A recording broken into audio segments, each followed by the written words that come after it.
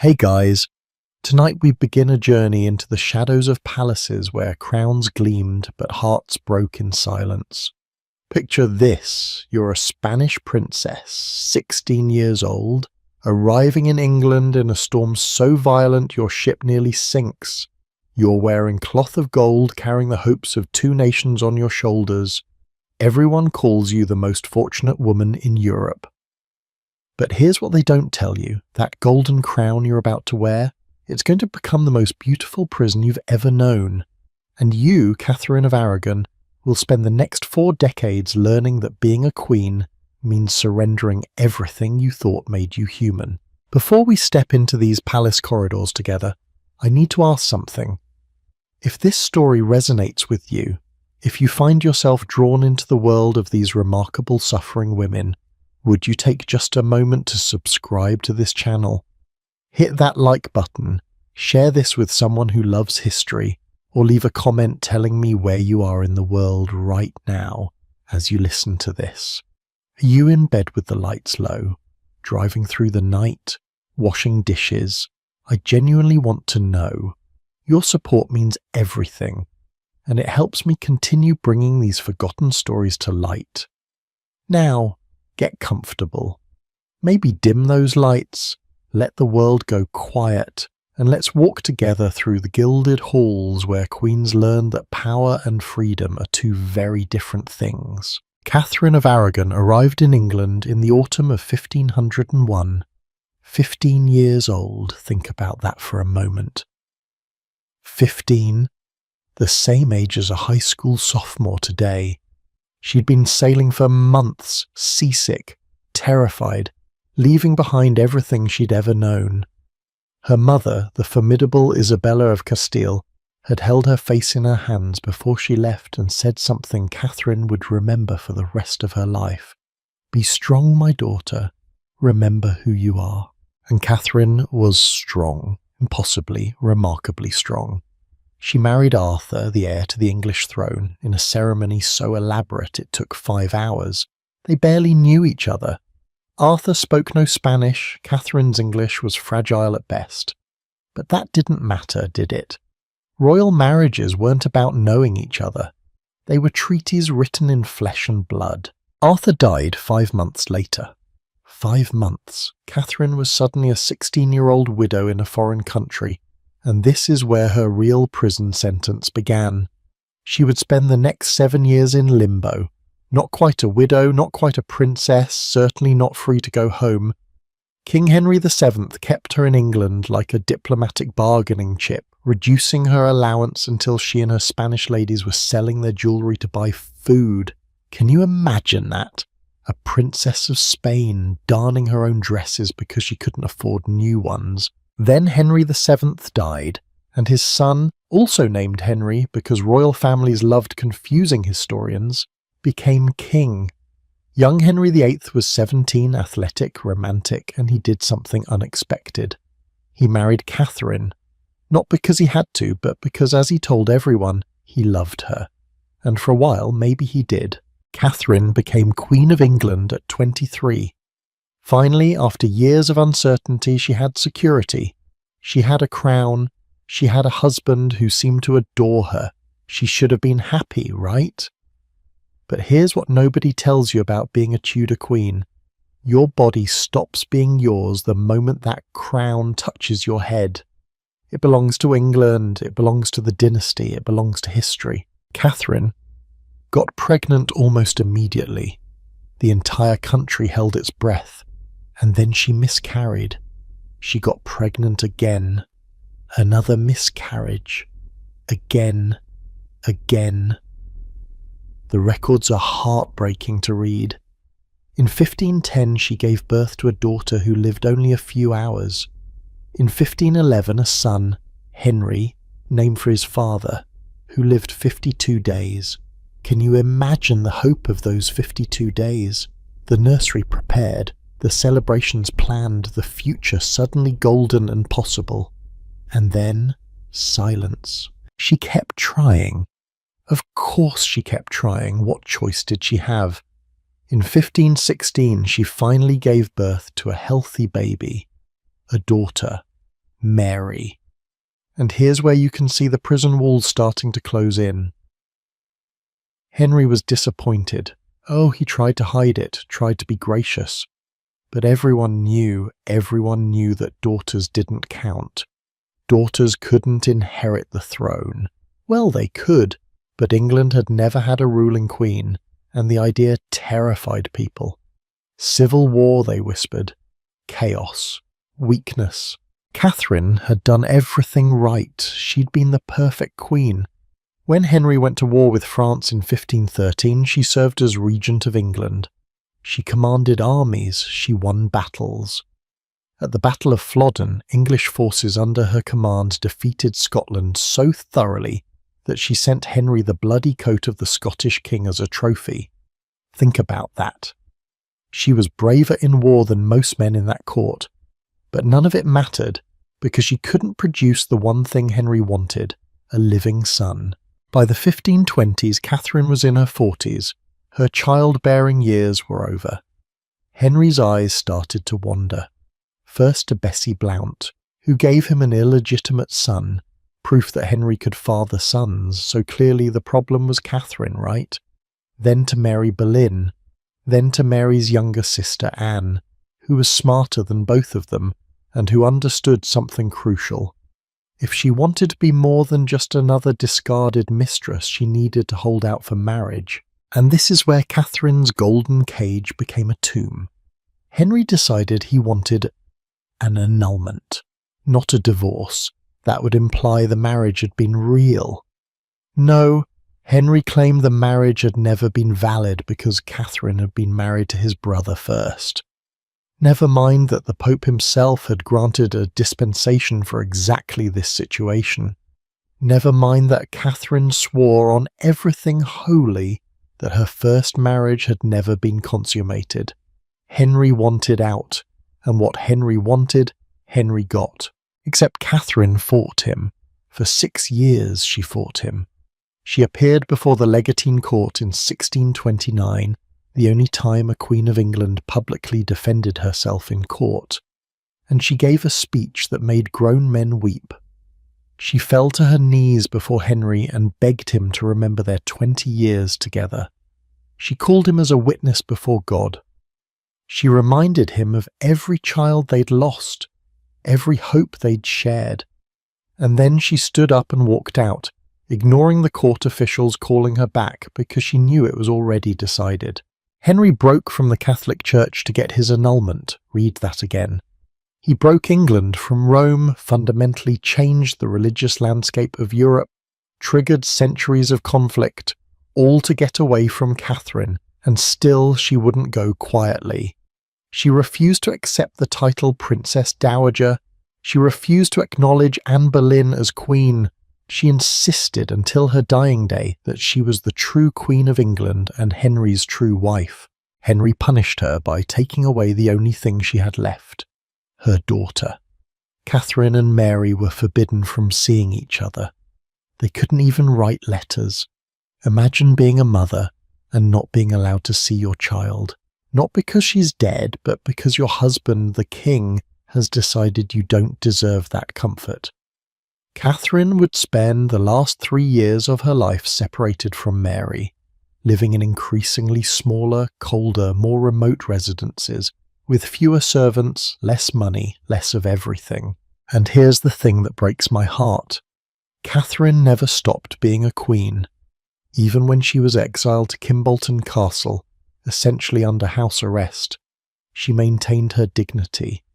She still wore her finest clothes. She still held court in her tiny rooms. She still sewed shirts for Henry. Yes, you heard that right. She made shirts for the husband who'd betrayed her, divorced her, taken her child and destroyed her life. Because that's what queens did. They maintained appearances. They suffered beautifully. They never, ever complained out loud. Catherine died in January 1536, probably of cancer, definitely of heartbreak. She was 50 years old, she had been Queen of England for 18 years and had spent the last 3 in exile. Her final letter to Henry is preserved in the British Library, and I'm going to read you a bit of it because it destroys me every time. My most dear lord, king and husband, The hour of my death now drawing on, I cannot choose, but out of the love I bear you, advise you of your soul's health, which you ought to prefer before all considerations of the world or flesh whatsoever. Lastly, I make this vow that mine eyes desire you above all things. Farewell. Mine eyes desire you above all things, after everything, the divorce, the exile, the separation from her child, the humiliation. She still loved him. Or maybe she just understood that maintaining that fiction was the only dignity she had left, the only power, the only way to win, even in death. On the day Catherine was buried, Anne Boleyn wore yellow to celebrate. She would be dead herself within 4 months, learning the same lessons Catherine had learned about golden cages and crown-shaped prisons. But we're getting ahead of ourselves. What Catherine's story teaches us, what all these Tudor Queen stories teach us, is that power without freedom is just captivity with better furniture. Catherine had wealth, status, servants, palaces. She had everything except the one thing that matters, the right to choose her own life. She couldn't choose to go home to Spain. She couldn't choose to see her daughter. She couldn't choose to stop having her body scrutinized, her pregnancies analyzed, her worth measured solely in male children she couldn't produce. Elizabeth I, Catherine's stepdaughter through Anne Boleyn, watched all of this happen. She watched her mother beheaded. She watched her stepmother, Jane Seymour, die in childbirth. She watched her father marry 3 more times. And when Elizabeth became queen, she made a choice that confused everyone. She never married. Ever. People begged her. Parliament petitioned her. Suitors came from every country in Europe, and Elizabeth said no to all of them. Because she'd seen what marriage did to queens, she'd seen the golden cage from the inside. "I'm married to England," Elizabeth said. And she meant it. She'd rather be a virgin queen than a captive wife. She'd rather die without an heir than surrender her power to a husband who would inevitably try to control her. That's how traumatizing it was, watching what happened to the women who came before her. That's how high the walls of that golden cage really were. You know what's haunting? Catherine of Aragon's motto, the one she chose when she became queen, was humble and loyal. Humble, loyal. The perfect woman, the perfect queen, and it still wasn't enough. Because the cage wasn't designed to reward good behaviour, it was designed to contain you no matter what you did. So tonight, as you drift off to sleep, think about Catherine making those shirts for Henry. Think about her maintaining her dignity in rooms that grew smaller and colder each year. Think about her writing "Mine eyes desire you above all things" to the man who'd destroyed her. Was she weak for still loving him? Or was that the only form of rebellion available to her, to insist on her own feelings, her own truth, even when everything else had been taken away? The golden cage gleamed beautifully in the candlelight, but it was still a cage, and Catherine of Aragon, Princess of Spain, Queen of England, died inside it, having learned too late that crowns and freedom rarely share the same head. But Catherine's story is just the beginning. Because while she was losing her crown, her body was being weaponized in ways that would make your stomach turn. Every pregnancy became a public spectacle. Every miscarriage became political ammunition. And every queen who came after her would learn that once you stepped into that role, your body no longer belonged to you. It belonged to the nation, the dynasty, the desperate hope for an heir. And that burden, that soft, crushing burden, would break woman after woman after woman. And that's where we're headed next, into the birthing chambers, the miscarriage beds, the false pregnancies, and the heartbreaking reality of what it meant when your body became an air factory for an entire kingdom. Trust me, you're going to want to stay for this, because what happened to these women in the name of continuing a bloodline is something we still haven't fully reckoned with even 500 years later. So let's talk about something we don't usually discuss when we romanticize royal life, what it actually meant when your primary job description was produce a male heir or die trying. And I mean that literally. Because for Tudor queens, pregnancy wasn't just a personal experience, it was a national emergency, a political crisis, and a very public performance all rolled into one terrifying package. Close your eyes for a second and imagine this. You're lying in a darkened room. It's stifling hot because they've sealed all the windows. Doctors believe fresh air is dangerous for pregnant women. There are maybe 10 or 15 women crowded around you, watching, waiting. You haven't seen your husband in weeks because men aren't allowed in birthing chambers. You have no idea if your baby is healthy. You have no idea if you're healthy. There's no ultrasound, no fetal heart monitor, no blood pressure cuff. There's just you, your pain, and the absolutely crushing weight of knowing that if this baby isn't a boy, you might have just signed your own death warrant. That was reality for every single Tudor queen, every single one. Let's start with the numbers, because they're staggering. Catherine of Aragon, the woman we just talked about, was pregnant at least 6 times that we know of. 6. And here's what happened. In 1510, she gave birth to a stillborn daughter. In January 1511, she had a son, Henry, who lived exactly 52 days before dying. In 1513, she had a son who was either stillborn or died within hours. The records aren't clear. In 1514, another son stillborn. In 1516, finally a daughter who survived, Mary. And in 1518, another daughter who was either stillborn or died immediately after birth. 6 pregnancies, 6, 1 living child, and that child was the wrong gender. Can we just sit with that for a moment? Can you imagine the physical toll, the emotional devastation? Pregnancy in the 16th century was dangerous even under the best circumstances.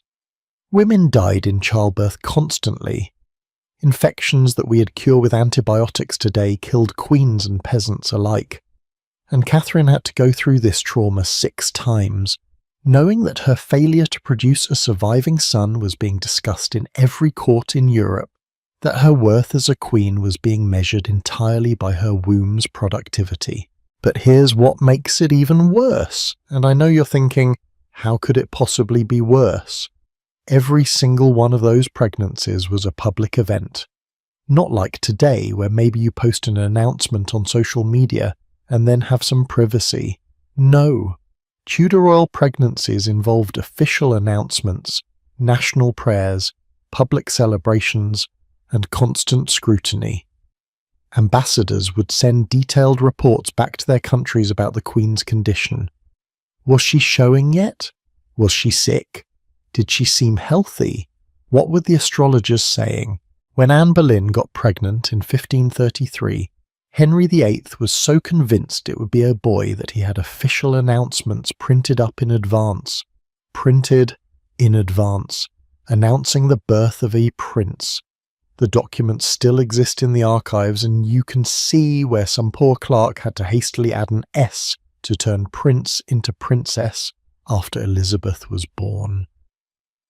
One little letter, one tiny "es" that represented the complete collapse of everyone's hopes and expectations. Think about what that meant for Anne.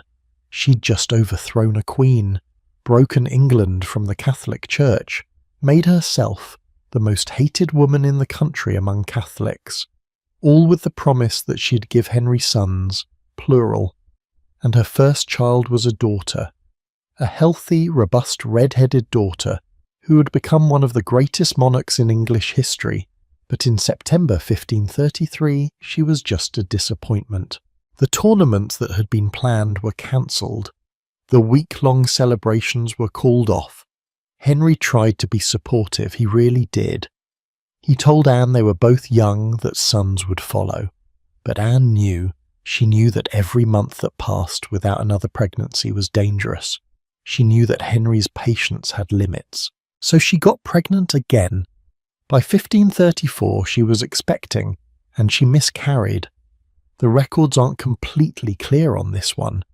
Some historians think it might have been a phantom pregnancy, where her body mimicked all the symptoms without an actual baby developing. Can you imagine? Your body betraying you so completely that it creates false symptoms, probably because the stress and pressure were so intense that your mind made it real. Then in 1535, pregnant again, another miscarriage, and here's where it gets absolutely tragic. In January 1536, on the exact same day that Catherine of Aragon was being buried, Anne miscarried again. This time we have more details, and they're haunting. The ambassador Eustace Chapuys, who hated Anne, by the way, so take his account with some old did, reported that it was a male child about 3.5 months along. Other sources suggest the fetus was deformed. Now, whether that's true or propaganda is unclear, but Anne believed and told several people that she'd miscarried because of shock. Shock from what? Well, just days before, Henry had fallen from his horse during a jousting tournament and been knocked unconscious for 2 hours. 2 hours! In an era before modern medicine, everyone thought he might be dying. Anne was terrified. And then, according to some accounts, while she was already in this fragile state, she walked into a room and saw Henry's newest flirtation, Jane Seymour, sitting on his lap. Imagine that. You're pregnant with what might be your last chance at survival. Your husband, the king, nearly died days ago, and you're still shaking from that fear. And then you catch him with another woman, and your body, already stressed beyond belief, just gives up. Anne tried to explain this to Henry. She told him that it was his fault, that the jousting accident and his flirting had caused the miscarriage. Which, let's be honest, was probably true. Stress absolutely affects pregnancy. But Henry didn't want to hear it. Henry never wanted to hear that anything was his fault. Within weeks, Anne was under investigation for adultery and treason. Within months, she was dead. But let's step back from Anne's specific tragedy and talk about the broader horror of what these women endured. They had no real understanding of conception. They thought women could get pregnant at any time of the month. They had no idea about fertility windows or ovulation. Their pregnancy tests were insane by modern standards. One method involved examining the colour of urine. If it was pale yellow with a cloudy surface, you might be pregnant. Another involved leaving a needle in the woman's urine overnight to see if it rusted, or mixing wine with urine to see what happened. I'm not making this up, this was cutting-edge medical science. They couldn't detect pregnancy reliably until quickening, when the mother felt the baby move, usually around 4 or 5 months. Before that, you just didn't know. You might have symptoms, but those could be caused by dozens of other things. Diet, stress, illness. Women in this era didn't have reliable periods because of poor nutrition and constant stress. So missing a period didn't necessarily mean anything. Can you imagine the anxiety? Month after month of not knowing? And if you were queen, everyone was watching, everyone was speculating, everyone had an opinion. And then, if you did make it to the birth itself, you entered what can only be described as a medieval nightmare.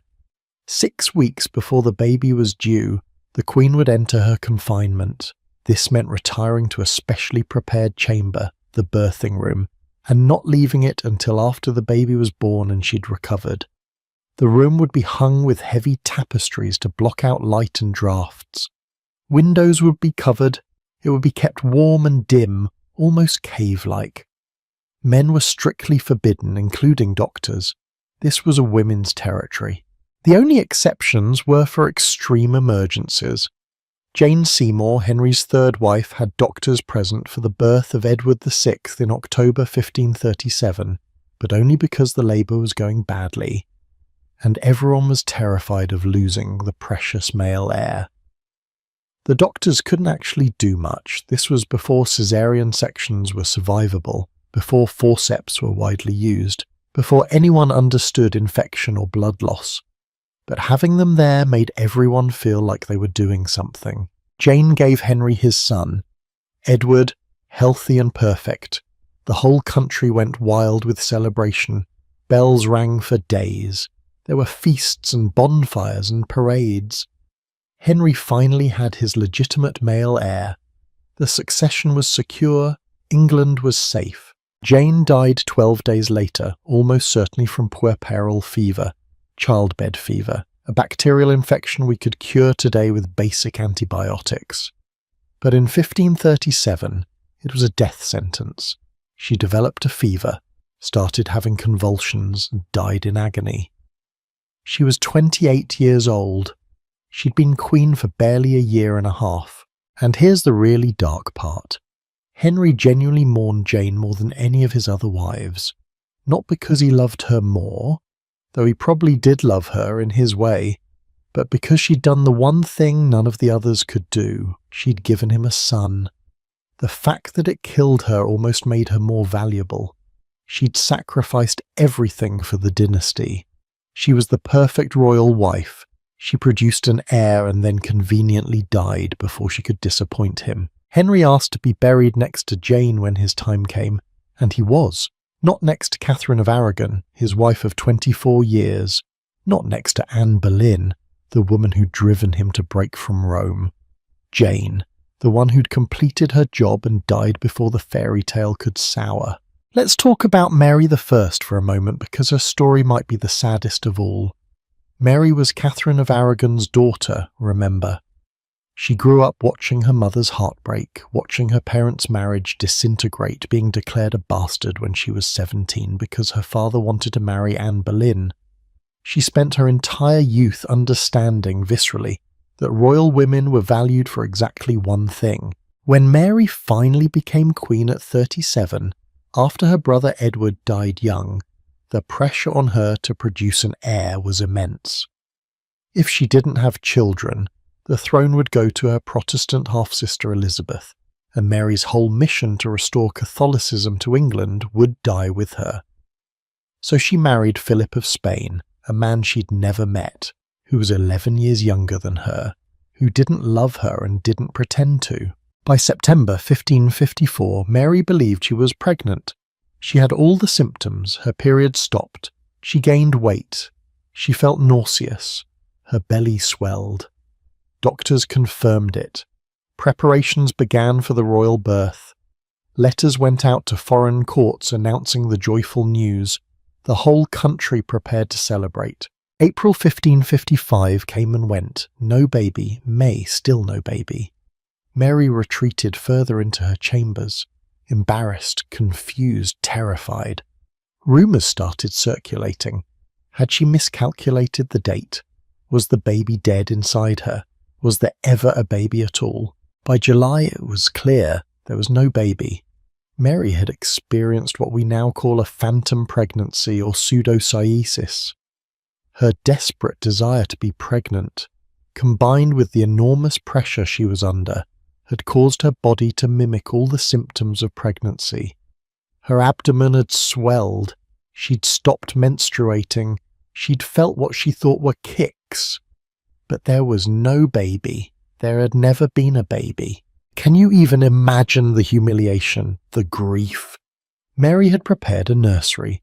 She'd written her will in case she died in childbirth, like so many women did.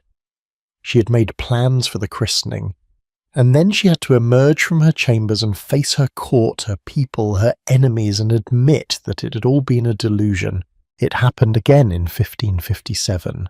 Another phantom pregnancy. This time people were less kind.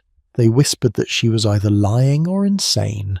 Her husband Philip left England and barely bothered to hide his relief. Mary died in November 1558, at 42, having never had the child she so desperately wanted. The throne went to Elizabeth, just as Mary had feared. Modern doctors who've studied the historical accounts think Mary might have had ovarian cancer. These symptoms would have mimicked pregnancy. Abdominal swelling, irregular periods, hormonal changes.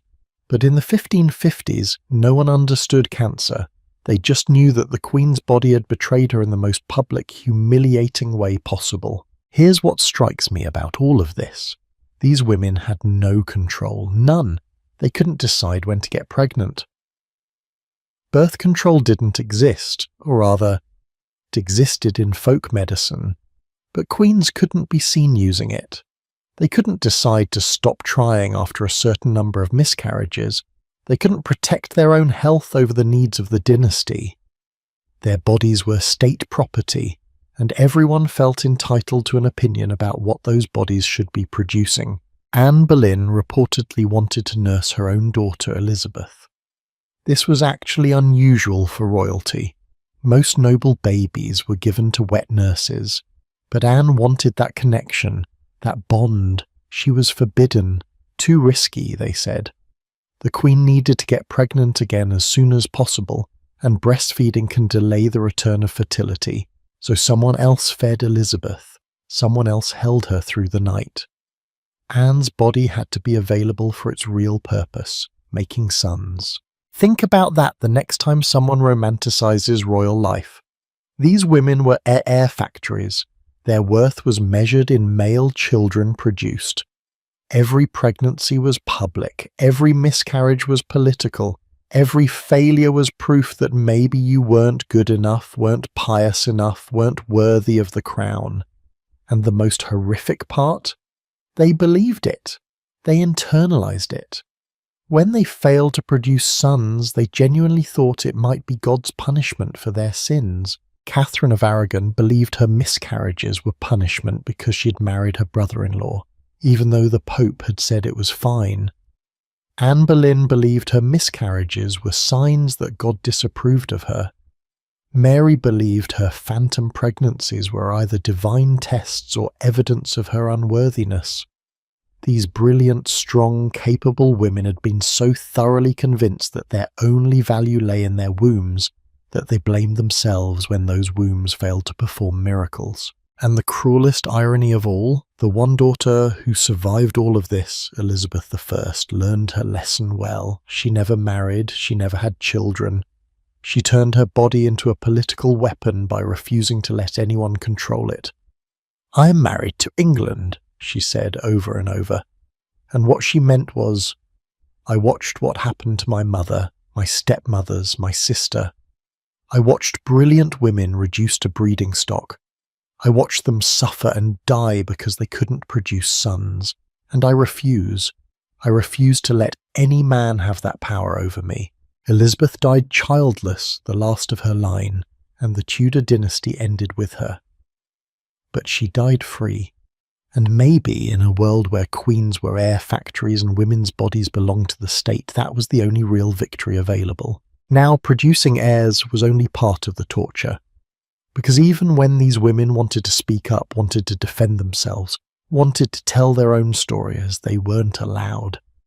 The rules of queenship demanded silence, obedience, and a smile through the pain. And what happened when queens dared to break that silence? That's where we're heading next. Into the world of forced smiles and forbidden truths, where speaking out loud could cost you everything, including your head. There's something uniquely cruel about being silenced when you have so much to say. And I don't mean the comfortable quiet of choosing not to speak. I mean the kind of silence that's enforced, demanded, weaponized against you. The kind where your voice gets stuck in your throat because you know that opening your mouth could mean losing everything, your position, your safety, your life. Tudor queens lived in that silence every single day. Here's what they taught girls in the 16th century, especially girls who might become queens. Be silent, be obedient, be chaste. Those were the 3 cardinal virtues of womanhood. And that first one, silence, wasn't a suggestion. It was survival. A woman who spoke too loudly, who had too many opinions, who challenged men in public wasn't just unfeminine. She was dangerous. She was threatening the entire social order. And if you were a queen, your silence wasn't just expected. It was enforced by the very real threat of execution. Let me tell you about a moment that breaks my heart every time I think about it. It's May 1533, and Catherine of Aragon is living in a manor house in the English countryside, basically under house arrest. She hasn't seen her daughter Mary in over 2 years. 2 years. Mary is 17, probably terrified, definitely heartbroken, and Catherine can't even send her a letter without it being intercepted and read by Henry's officials. But here's what makes it worse. Mary is sick. Really sick. She's having episodes where she can't stop vomiting, terrible headaches, depression so severe that her ladies-in-waiting are genuinely worried she might die. And everyone knows what would help. Seeing her mother. Just seeing her. That's it. That's all Mary wants. That's all Catherine wants. They're less than 100 miles apart. In our world, that's a 90-minute drive. In theirs, it's a 3-day journey, but still completely doable. And Catherine writes to Henry. She begs him, not as a queen, because Henry has stripped her of that title, but as a mother. She says that Mary is ill and that being allowed to see her mother might cure her. She offers to come to Mary or to have Mary brought to her. She promises not to discuss anything political, not to plot anything, just to comfort her sick child. Henry says no, just no. No explanation, no compromise, just a flat refusal. And Catherine, who has argued theology with cardinals, who has served as regent and commanded armies, who has stood up to Henry in court and refused to accept her divorce for 6 years, Catherine has to accept this, because she has no power, she has no voice. She's been silenced so completely that she can't even see her own daughter, while that daughter is potentially dying. Catherine never saw Mary again. She died in January 1536, and Mary wasn't allowed to attend the funeral. Can you imagine being forbidden from your own mother's funeral? The silence enforced on these women didn't end with death. It extended beyond the grave. But let's talk about what happened when queens tried to break that silence, when they dared to speak up, to defend themselves, to tell their truth. Spoiler alert, it didn't go well. Anne Boleyn's trial in May 1536 might be one of the most grotesque legal proceedings in English history. She was accused of adultery with 5 men, including her own brother. The charges were absurd. The timeline didn't even make sense. She was supposedly sleeping with these men on dates, when we have solid evidence she was somewhere else entirely. The whole thing was a sham designed to give Henry legal cover to execute her. But here's the thing, Anne defended herself. She stood in that courtroom in front of 26 judges, and she spoke. She denied every charge. She pointed out the inconsistencies. She maintained her innocence with dignity and precision. And you know who was on that jury? Her uncle, Thomas Howard, Duke of Norfolk. The man who had helped push her toward the king in the first place, who had benefited enormously from her rise to power. Also on the jury, Henry Percy, the man she'd been in love with before the king noticed her. The man she'd wanted to marry before her father broke off the engagement for political reasons. These men listened to Anne defend herself. They heard her speak her truth, and then they voted unanimously to condemn her to death. Unanimously, because her voice didn't matter. Her truth didn't matter. The only thing that mattered was what the king wanted, and the king wanted her dead. Anne was beheaded on May the 19th, 1536. According to witnesses, she remained composed until the end, but she didn't get to tell her story. She didn't get to explain herself to history. For centuries, she was remembered as a temptress, a witch, an adulteress. Her silence was enforced even after death, because the people who wrote the histories were the ones who had killed her. Now you might think, well, maybe if the queens had just been quieter, more obedient, more traditionally feminine, they would have been safe. And that's exactly what they wanted you to think.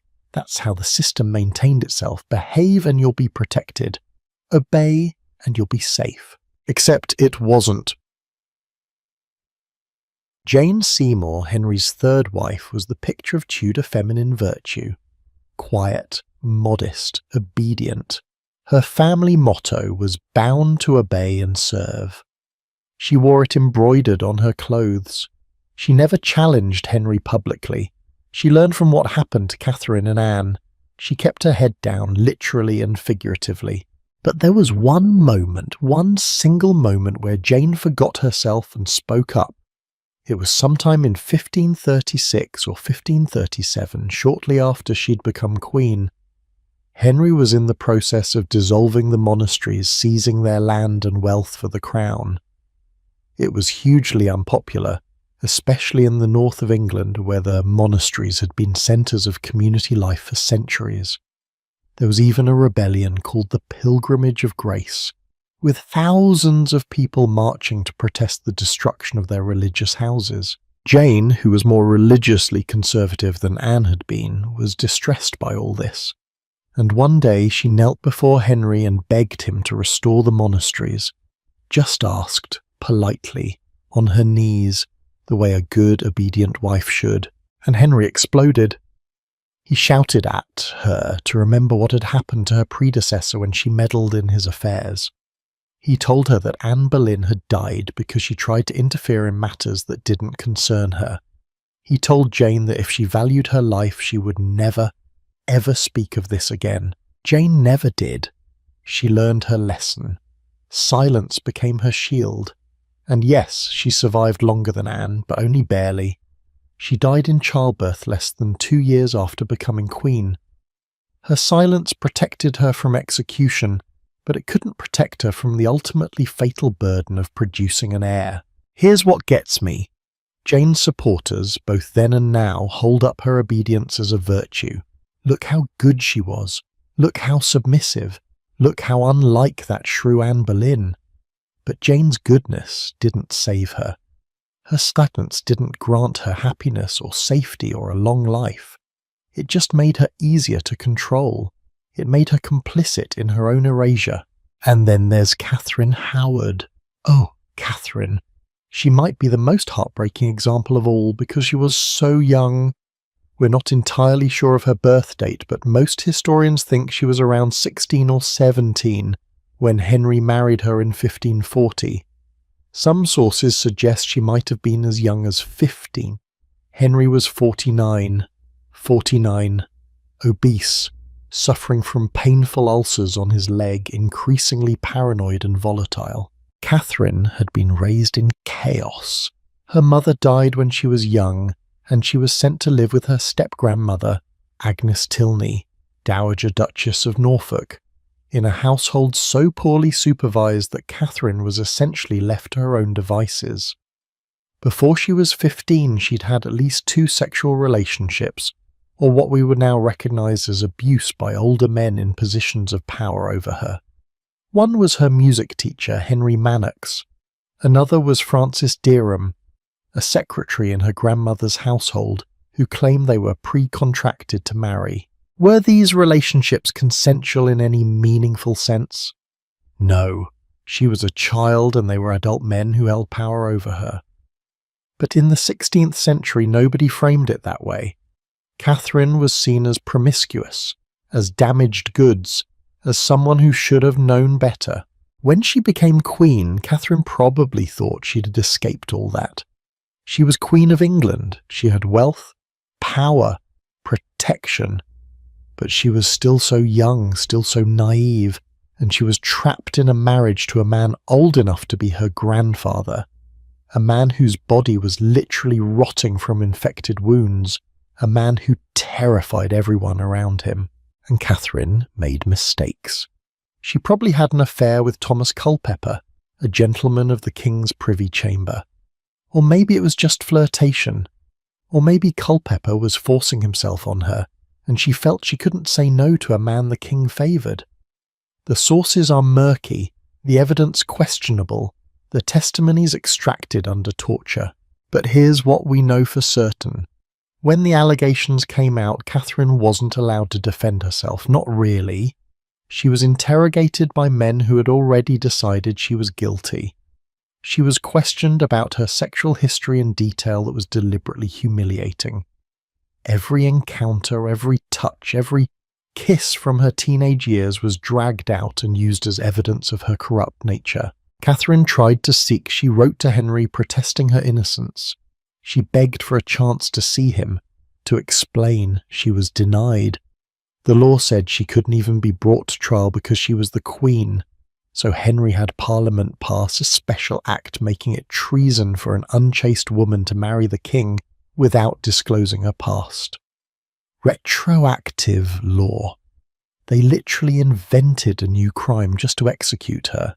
When they came to arrest Catherine and take her to the Tower of London, she was at Hampton Court Palace. According to legend, and it might just be legend, but it's such a powerful image that it's persisted for 500 years, Catherine broke free from her guards and ran down a long gallery, trying to reach Henry's chapel where she knew he was hearing Mass. She was screaming, crying, begging to see him, begging to be allowed to speak. She never made it. The guards caught her, dragged her back.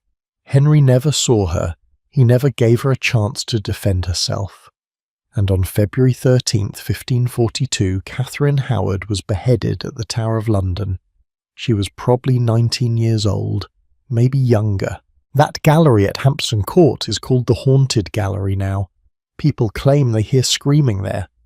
Whether you believe in ghosts or not, there's something haunting about that image. A teenage girl running through a palace corridor, screaming for the right to be heard and being dragged backward into silence and death. What strikes me about all these stories is how the silence was enforced. It wasn't just social pressure or cultural expectations. It was law. It was violence. It was the very real threat that if you spoke up, you would die. And not just you, your family too, your servants, anyone associated with you. When Anne Boleyn was arrested, her brother was also arrested and executed. Her friends in the court were questioned, threatened, destroyed. The message was clear. Defending Anne, even speaking kindly of her, was dangerous. After her death, people who had known her pretended they hadn't. People who had benefited from her patronage suddenly developed amnesia. Her own father, Thomas Boleyn, never spoke publicly in her defence. He showed up to court the day after her execution, doing business as usual, because that was how you survived. This is what silence looked like in Tudor England. It wasn't just not speaking. It was actively erasing, forgetting, pretending that inconvenient truths had never existed, and the women internalized this. They learned to police their own voices. Catherine of Aragon, even in her private letters to her nephew the Emperor, was careful to never say anything that could be construed as treasonous. Anne Boleyn, in her final letter to Henry, didn't rage against the injustice. She maintained her innocence, but did so politely, almost deferentially, because even facing death she couldn't break the rules of feminine decorum. Catherine Parr, Henry's sixth and final wife, came the closest to getting herself killed just by speaking. She was educated, intellectual, interested in religious reform. She liked to discuss theology and philosophy. And one day she made the mistake of debating religion with Henry, suggesting that perhaps his reforms hadn't gone far enough in the Protestant direction. Henry's advisors, who hated Catherine's Protestant leanings, saw an opportunity.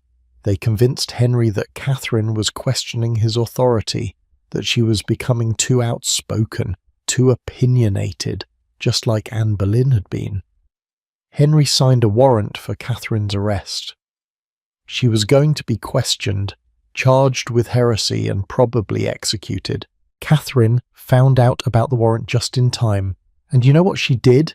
She went to Henry, threw herself at his feet and took it all back.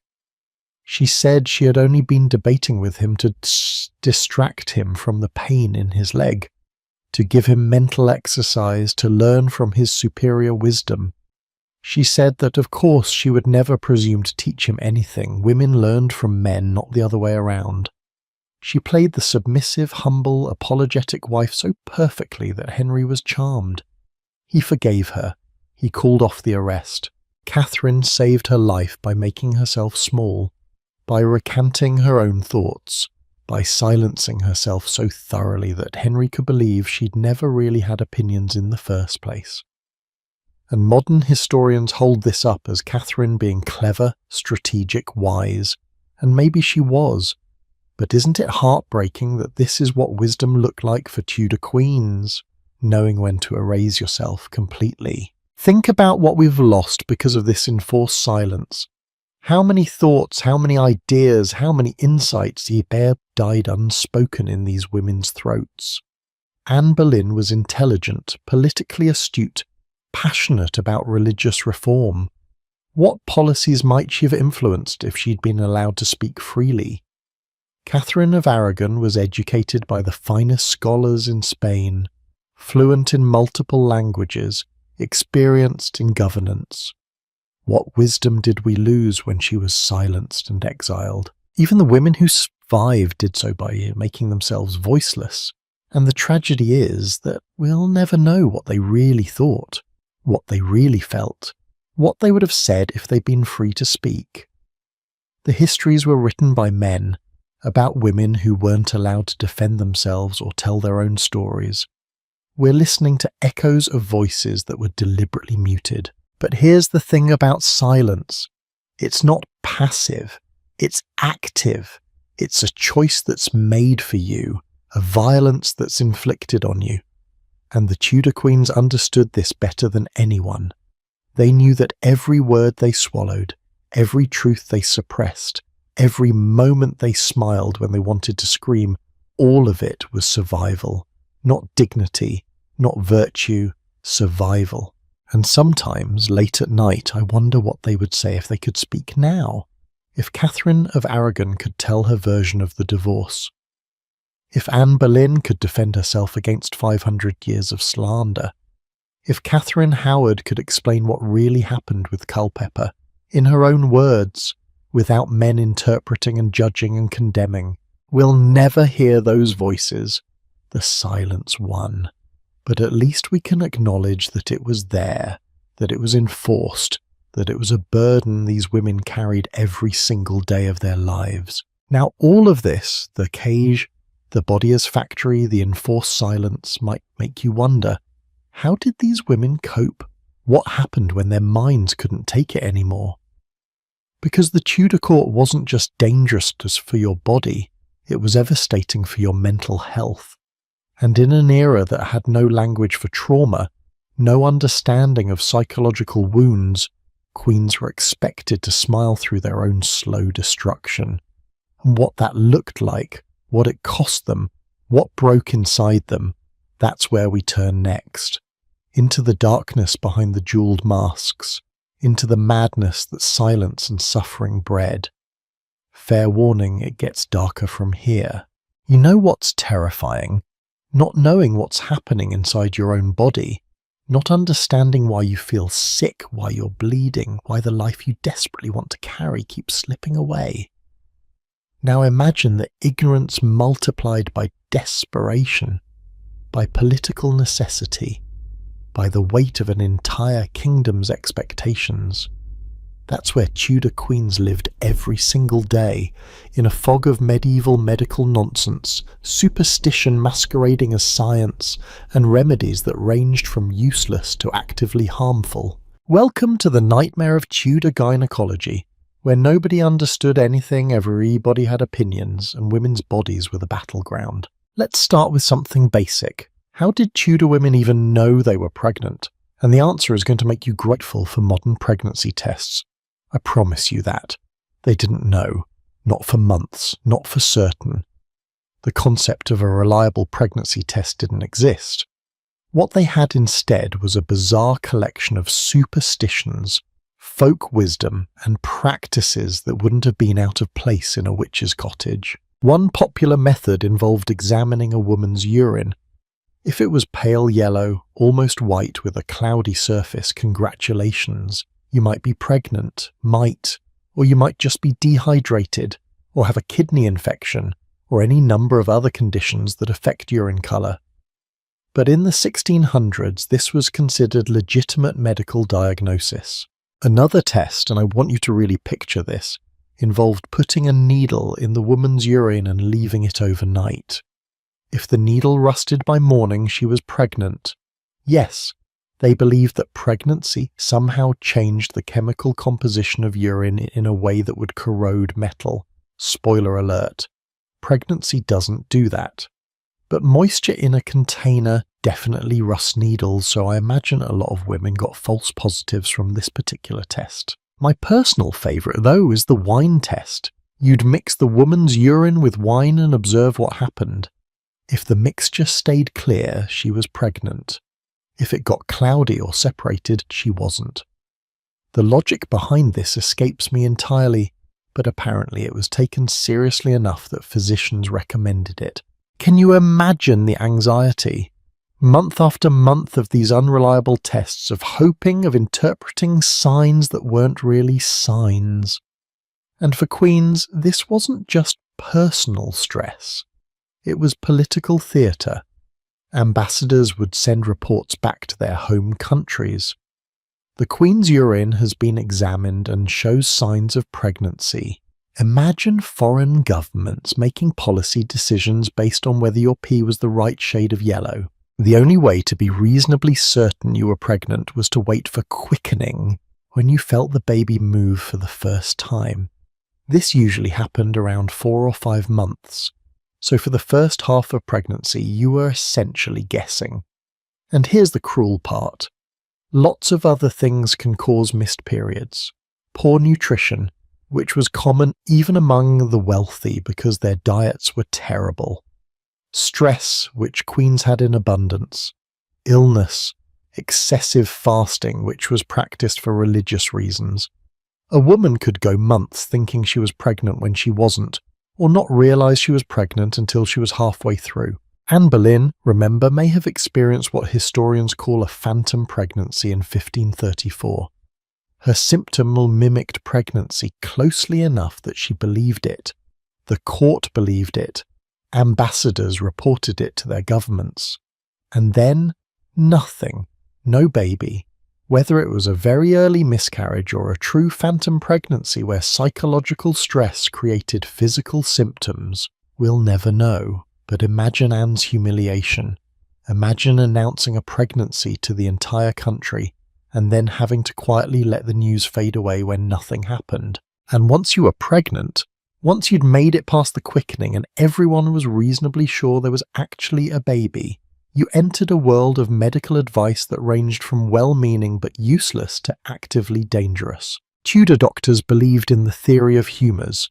They thought the body contained 4 fluids: blood, phlegm, yellow bile, and black bile. Health meant keeping these in balance. Illness meant they were out of balance. So if you were having a difficult pregnancy, the treatment might involve bloodletting to reduce excess blood, or purges to expel bad humours, or special diets to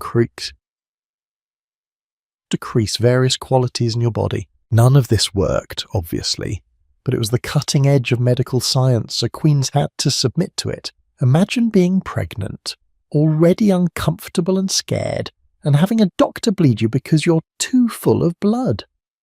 Imagine being purged with laxatives that leave you weak and dehydrated, all in the name of helping you carry your baby to term. They also had absolutely no understanding of infection, none. The concept of germs wouldn't be discovered for another 200 years, so when queens went into labour, the birthing chamber would be packed with women, midwives, ladies-in-waiting, servants, and none of them washed their hands. Not because they were careless, but because they didn't know they needed to. Hand washing wasn't a thing, antiseptic wasn't a thing, sterilisation wasn't a thing. Jane Seymour almost certainly died because of this. After she gave birth to Edward VI in October 1537, she developed a fever. Within days, she was convulsing. Within 2 weeks, she was dead. Modern medical historians believe she had puerperal fever, childbed fever, a bacterial infection that enters through tears in the birth canal. With antibiotics, it's easily curable. In 1537, it was a death sentence. And here's what makes it even more tragic. The doctors probably made it worse. When Jane started showing symptoms, they would have examined her. With unwashed hands, they would have checked the birth site, possibly introduced more bacteria. They might have bled her, weakening her immune system further. Every attempt to help her was actually hastening her death, and nobody knew. The birthing chamber itself was designed in ways that seem almost deliberately harmful to us now. About 6 weeks before the baby was due, the Queen would enter her confinement. She'd retreat to a specially prepared room, and she wouldn't leave it until weeks after the birth. This room would be draped with heavy tapestries, thick dark fabrics that blocked out light and air. Windows would be sealed or covered. The idea was to create a warm, dark, protected space, almost womb-like. But what they actually created was a breeding ground for infection. No fresh air, no sunlight, which we now know has antibacterial properties. No ventilation, just a hot, stuffy, dark room where bacteria could thrive. And because fresh air was considered dangerous for pregnant women and newborns, they'd keep it sealed even after the birth. For weeks. Queens would give birth in these rooms, surrounded by 10 or 15 women, all breathing the same stale air, all touching the mother and baby with unwashed hands, all wearing heavy woolen clothes that harboured bacteria. And then they'd wonder why so many women died of fever after childbirth. The birthing process itself was entirely in the hands of midwives. Male doctors weren't allowed in the room unless there was an extreme emergency, which, on one hand, makes sense. Midwives had generations of practical experience that male physicians lacked, but on the other hand, it meant that when something did go wrong, the knowledge and tools to fix it often weren't available. Midwives in Tudor England were skilled, don't get me wrong. They knew how to manage normal births. They knew techniques for turning breech babies. They understood positioning and had birthing stools designed to help with delivery.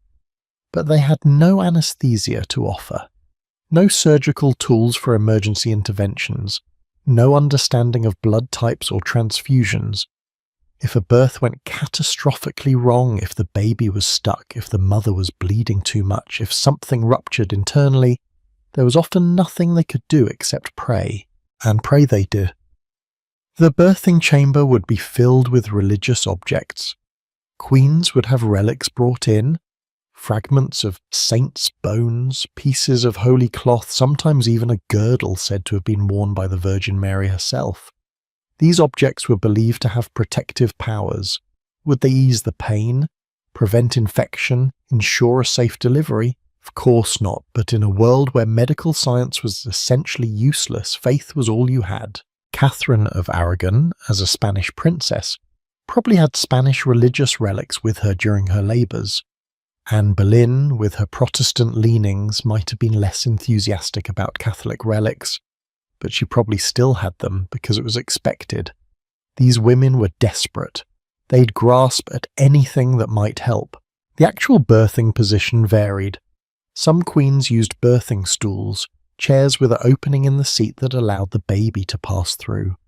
Others laboured on their hands and knees, or lying on their sides.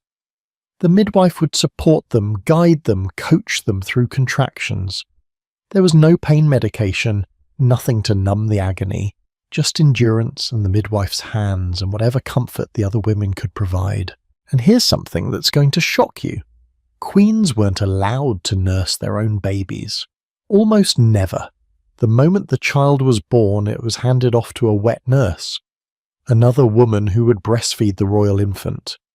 Why? Because breastfeeding can delay the return of fertility. It's not reliable contraception, but it can postpone ovulation for months, and queens needed to get pregnant again as soon as possible.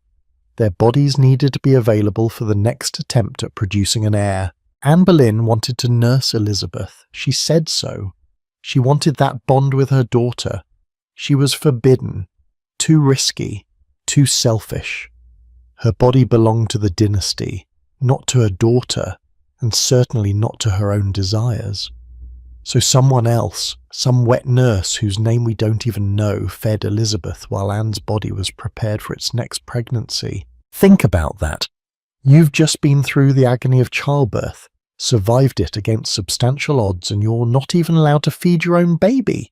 You're separated from the infant you risked your life to produce so that your body can be made ready to risk death again. Some historians have speculated that the frequent pregnancies themselves contributed to the high miscarriage rate among Tudor queens. Catherine of Aragon was pregnant 6 times in about 8 years. Her body never had time to fully recover between pregnancies. The nutritional deficiencies, the physical stress, the sheer exhaustion, all of it would have made each subsequent pregnancy harder and riskier. Anne Boleyn was probably pregnant again when Elizabeth was only 3 months old. 3 months. Barely enough time for her body to heal from the first birth before starting the cycle over. Is it any wonder she miscarried? Is it any wonder so many of these pregnancies ended in tragedy? And the treatments for miscarriage, for difficulty conceiving, they'd make your head spin. Some doctors recommended that women drink special herbal concoctions, mixtures that might include anything from harmless plants to actively toxic substances. Others suggested specific diets, or fasting, or prayer regimens. Some believed that a woman's mental state affected her fertility, so they'd prescribe cheerfulness and avoiding stress, which, given that these women were living under constant pressure to produce heirs, was laughably impossible advice. There were also beliefs about the best times to conceive, the best positions, the best phases of the moon. All nonsense, of course, but taken seriously enough that queens would have felt pressured to follow these recommendations.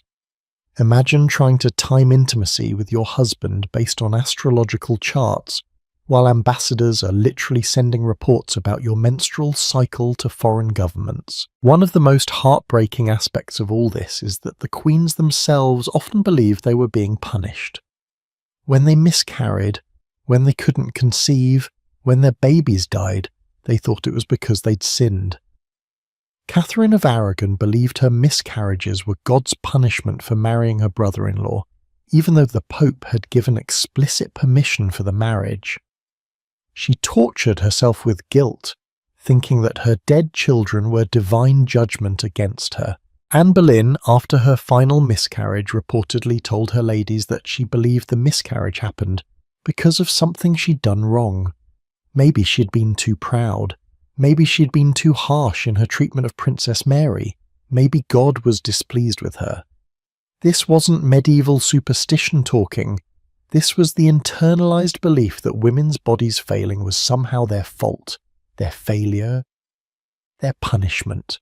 And the medical establishment reinforced this. If a woman couldn't conceive, it was because she was too cold, too hot, too dry, too moist. Something about her personal humours was wrong. If she miscarried, it might be because she'd walked too much, or not walked enough, or eaten the wrong foods, or had the wrong thoughts. The actual biological reality, that miscarriage is common, that fertility is complex, that sometimes these things just happen, wasn't understood. So women blamed themselves, and everyone else blamed them too. Mary I's phantom pregnancies take on an even sadder dimension when you understand the medical context. She was 38 when she married, desperate for a child under enormous pressure from both religious and political forces. Her periods had always been irregular, probably because of stress, possibly because of some underlying condition we can't diagnose from this distance. When her symptoms mimicked pregnancy, the doctors confirmed it based on their useless urine tests and observations of her swelling abdomen. For months, Mary believed she was pregnant.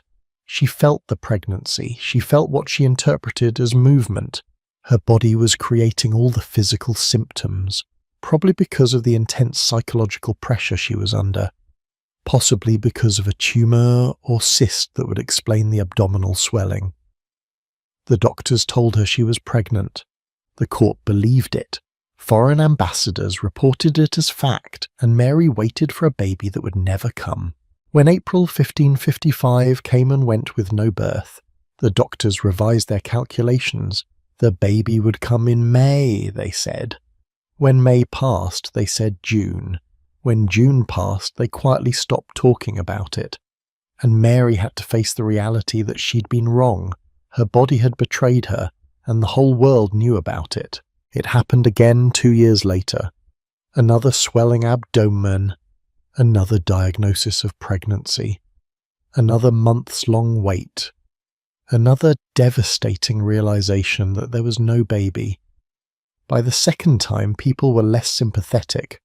They whispered that she was delusional, that she was too old, that God clearly didn't intend her to have children. Mary died less than a year later, possibly of uterine or ovarian cancer, definitely of a broken heart. The cruelty of this system, this combination of medical ignorance, political pressure, and social expectations, is almost beyond comprehension.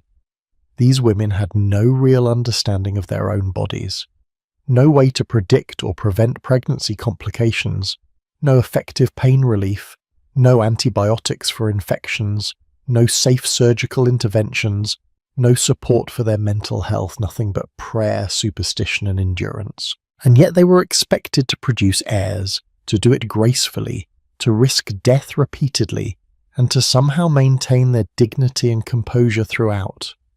When their bodies failed them, and their bodies failed them constantly because Tudor medicine was essentially useless, they were blamed.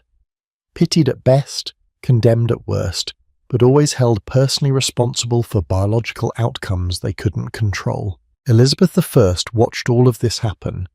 She watched her mother die because she couldn't produce sons. She watched Jane Seymour die from childbirth complications. She watched Mary suffer through phantom pregnancies.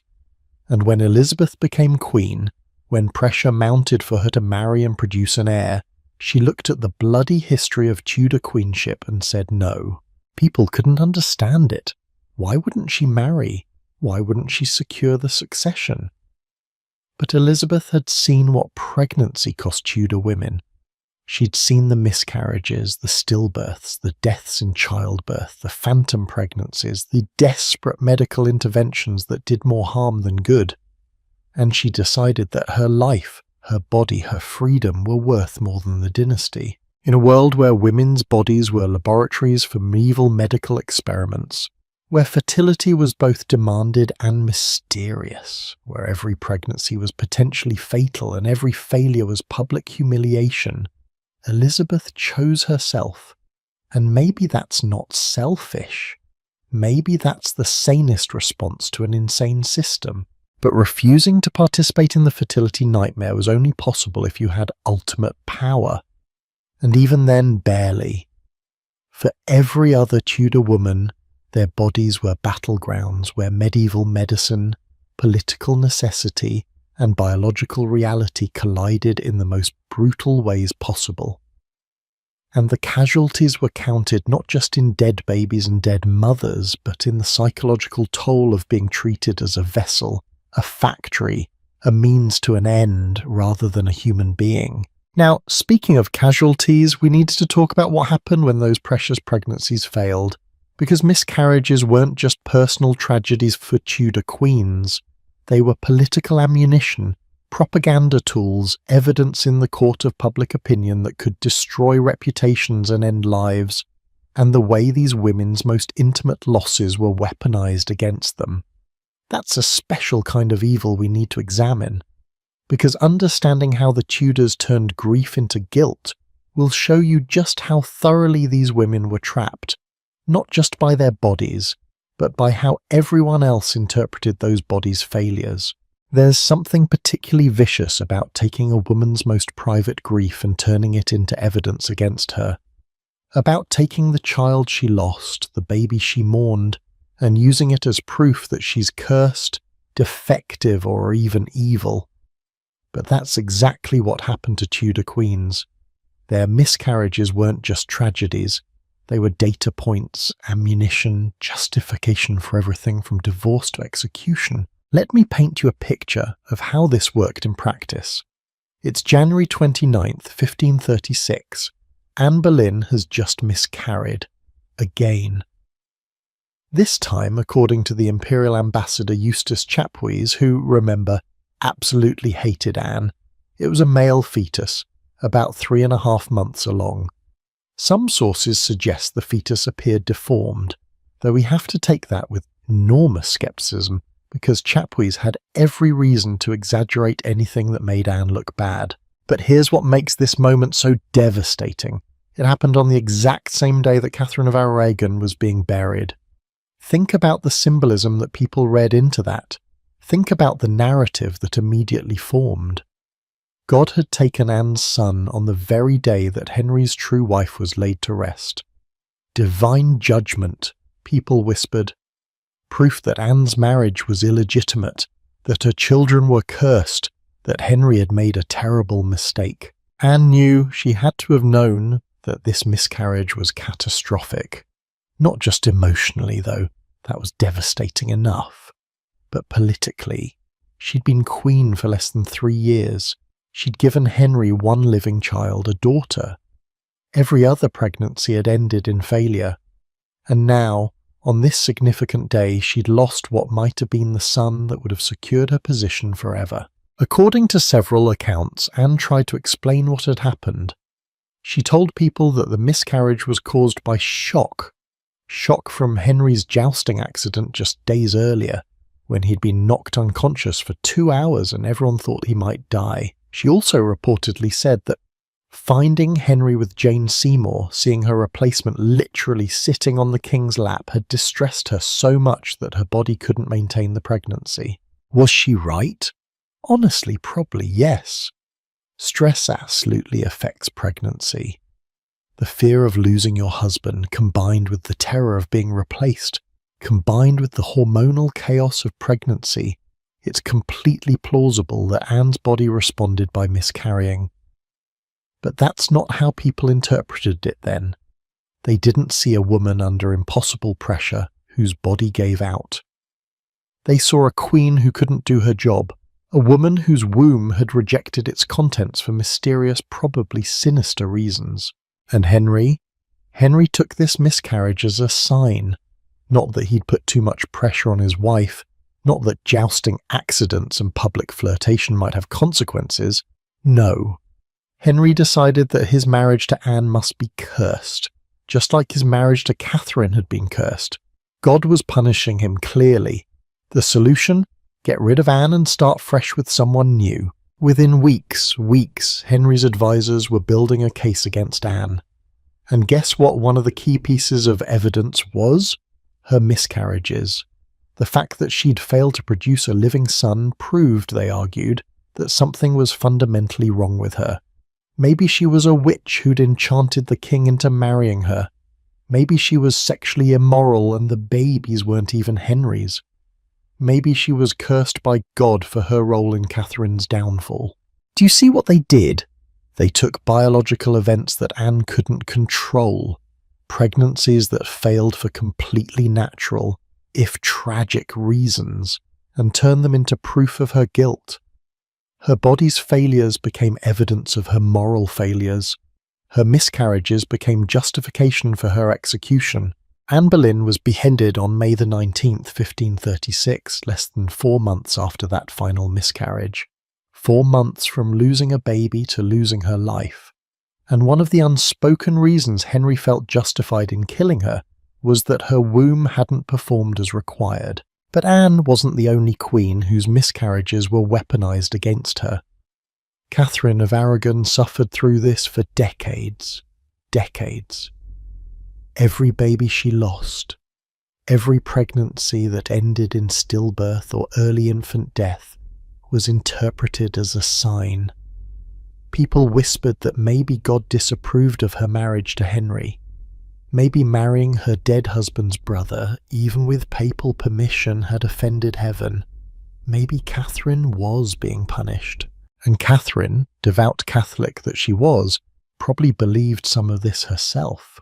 Imagine carrying that guilt. Imagine thinking that your dead babies, the children you desperately wanted, the children you mourned, died because of something you did wrong.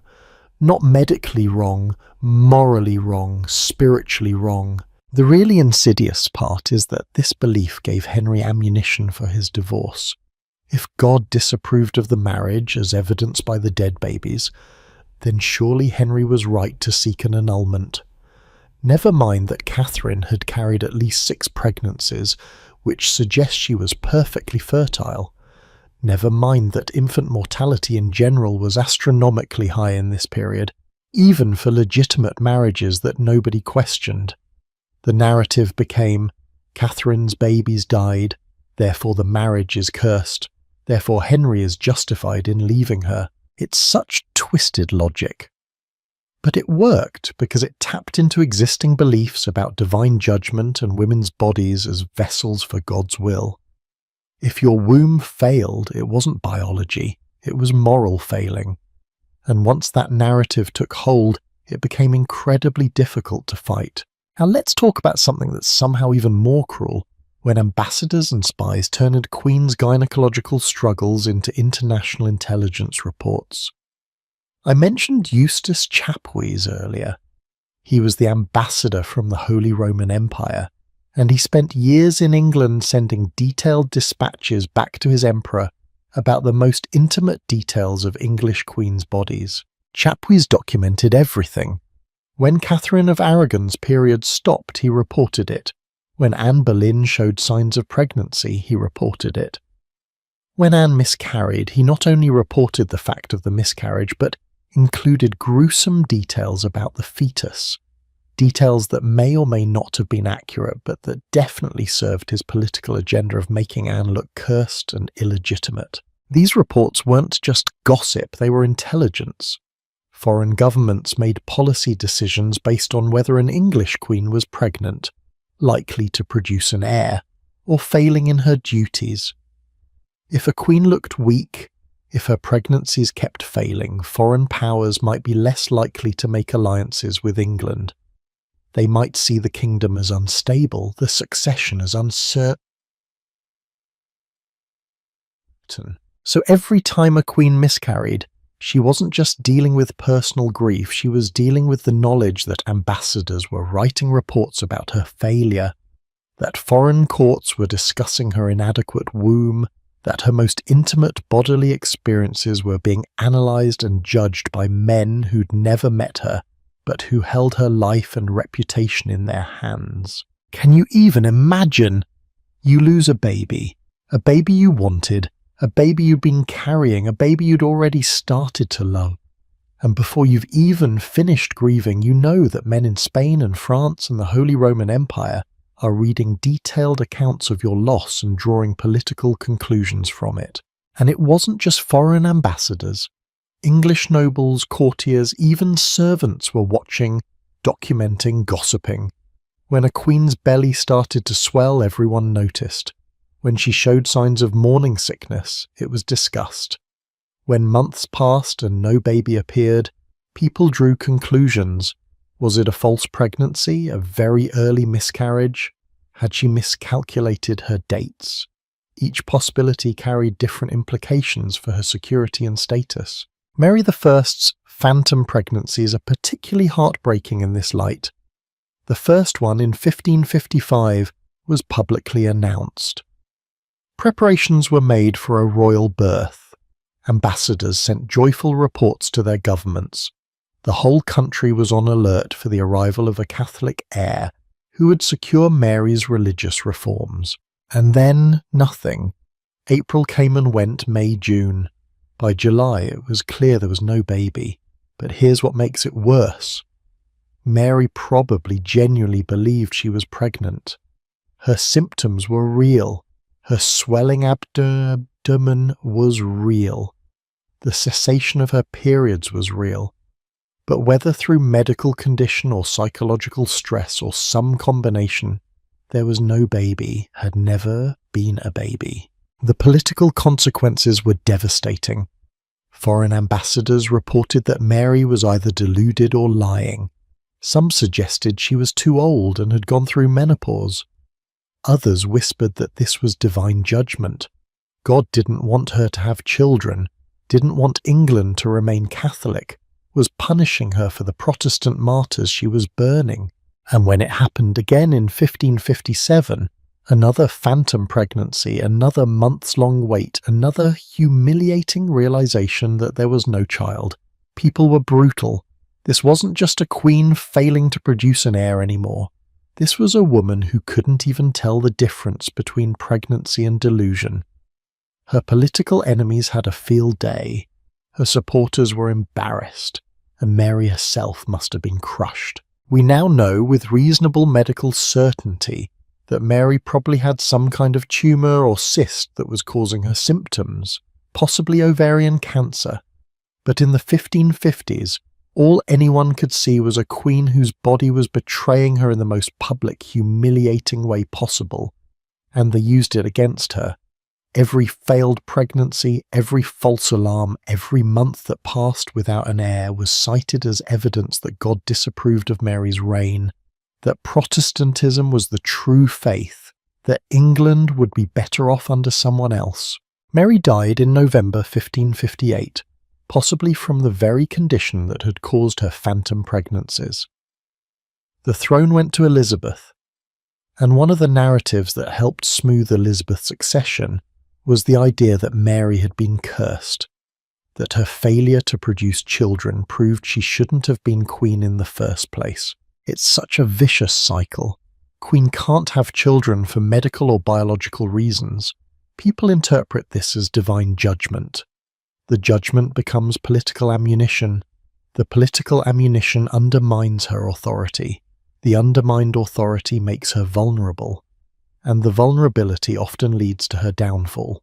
Even queens who did produce children weren't safe from having their pregnancies weaponized. Catherine of Aragon gave birth to a healthy daughter, Mary, in 1516. By all accounts, Mary was a robust, intelligent child who survived childhood diseases that killed many other noble children.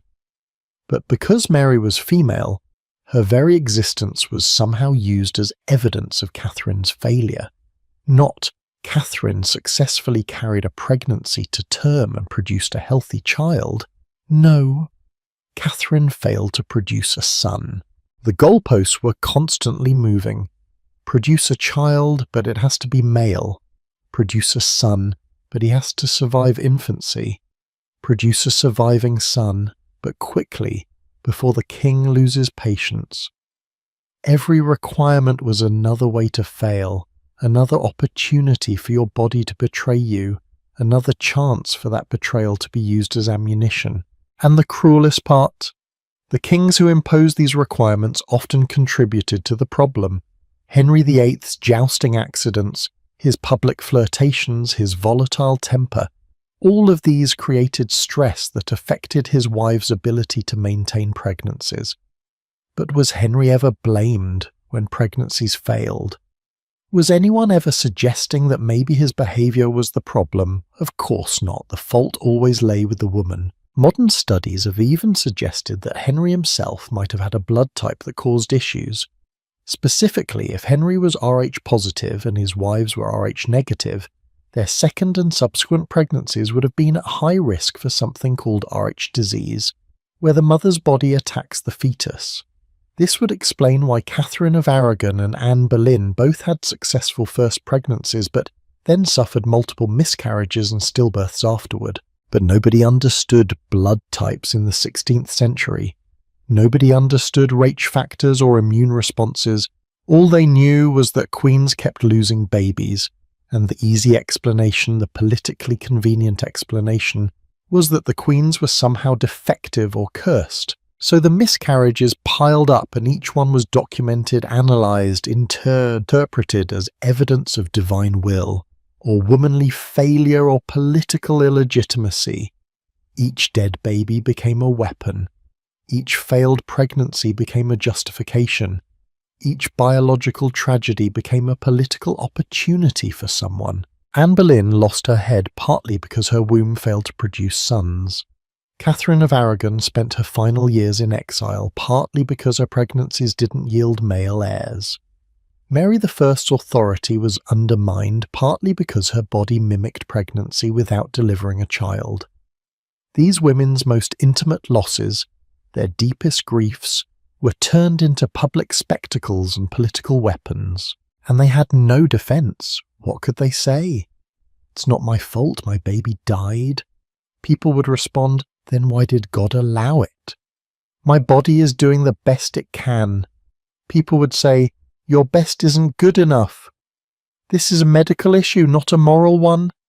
Nobody would understand or believe that distinction. The weaponization of miscarriage, the politicization of grief, the transformation of biological tragedy into moral judgment, this was one of the softest, cruelest burdens that Tudor queens bore. Their bodies weren't just their own battlegrounds. They were evidence lockers where every failure was catalogued and used against them. And the thing is, this didn't just affect queens. This narrative that pregnancy failure indicates moral or spiritual deficiency poisoned the well for all women.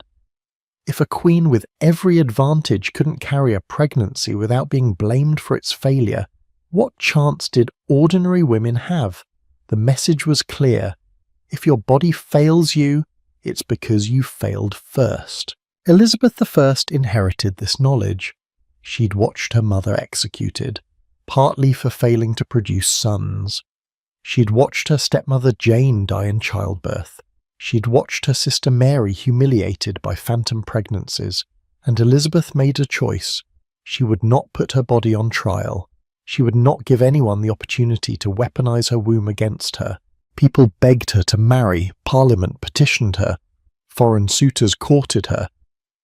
And Elizabeth said no, not because she didn't understand her duty to produce an heir, but because she understood all too well what pregnancy would mean. It would mean losing control of the narrative about her own body. It would mean every sign of pregnancy, every potential miscarriage, every failed attempt would become political ammunition. It would mean her most private failures would become public property. So she chose to have no children rather than risk having dead children be used to destroy her. And honestly, given what she'd witnessed, can you blame her? But here's what's fascinating. Elizabeth didn't escape the weaponization of reproduction entirely. Instead of focusing on her failed pregnancies, her enemies spread rumors about secret births, illegitimate children, hidden affairs. If they couldn't use her miscarriages against her, they'd invent scandals about the children she supposedly had in secret. The obsession with controlling and judging women's reproductive bodies didn't stop just because Elizabeth refused to participate. It just shifted forms, and that tells you everything about how deeply embedded this cruelty was. It wasn't about the actual babies or the actual pregnancies. It was about maintaining control over women's bodies and using those bodies as political battlegrounds. Whether you had children or didn't, whether you lost pregnancies or never conceived, whether you gave birth successfully or died trying, there was always a way to weaponize it, always an angle to attack, always a narrative that made your body's story into evidence against you. The miscarriage of justice indeed. These women lost their babies and then were blamed for losing them, judged for failing, and often destroyed for not producing what was biologically, medically, or just plain randomly impossible to produce.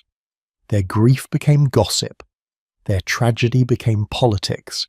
Their bodies became courtroom exhibits in trials they couldn't win. Now, you might think that at least within the family, within the intimate circles of the court, these women could find some comfort and solidarity. But here's where it gets even darker. The very people who should have protected them, their own relatives, their stepdaughters, their ladies-in-waiting, were often complicit in their destruction or caught in impossible positions themselves. The family dynamics of the Tudor court were a nightmare all their own, and that's exactly where we need to go next. Because when your own family can't save you, when your stepchildren might be your enemies, when the women who serve you might be reporting everything you say, that's when you realize how utterly alone these queens really were. Imagine becoming queen and inheriting not just a crown but a teenager who hates you, sees you as the reason her mother was destroyed, and has every political incentive to watch you fail. Now imagine that teenager is legally under your care, living in your household, and everyone is watching to see how you handle her. Welcome to the impossible position of being a Tudor stepmother, where you're damned if you're kind and damned if you're cruel, and the children you didn't birth might very well outlive you and write your history. Family should be your safe place, right? The people who have your back when the world turns against you. But in the Tudor court, family was often your most dangerous liability, because the children of previous wives weren't just stepchildren, they were rivals, potential threats, and living reminders of the queens who came before you. And somehow you are expected to navigate this minefield with grace. Let's start with the most heartbreaking dynamic, Anne Boleyn and Princess Mary. When Anne became queen in 1533, Mary was 17 years old. 17. Old enough to understand exactly what had happened to her mother, young enough to still be powerless to do anything about it. Mary had grown up as the treasured only child of Henry and Catherine, the Princess of Wales, heir presumptive to the throne. She'd been given her own household, her own court, treated as royalty from birth. And then Anne Boleyn came along and destroyed everything Mary knew. Her parents' marriage was annulled. Her mother was exiled and forbidden from seeing her. Mary herself was declared illegitimate, stripped of her title, her household, her position, and Anne Boleyn was the woman who'd made it all happen. At least that's how Mary saw it. And honestly, can you blame her? But here's where it gets cruel. Mary wasn't just demoted. She was sent to serve as a lady-in-waiting to Elizabeth, Anne's infant daughter. Read that again. The former Princess of Wales, legitimate daughter of the king, was made a servant in the household of the baby she considered a bastard. It was a deliberate humiliation designed to force Mary to acknowledge Anne as queen and Elizabeth as the rightful heir. Mary refused, absolutely refused. When people called her Lady Mary instead of Princess Mary, she corrected them.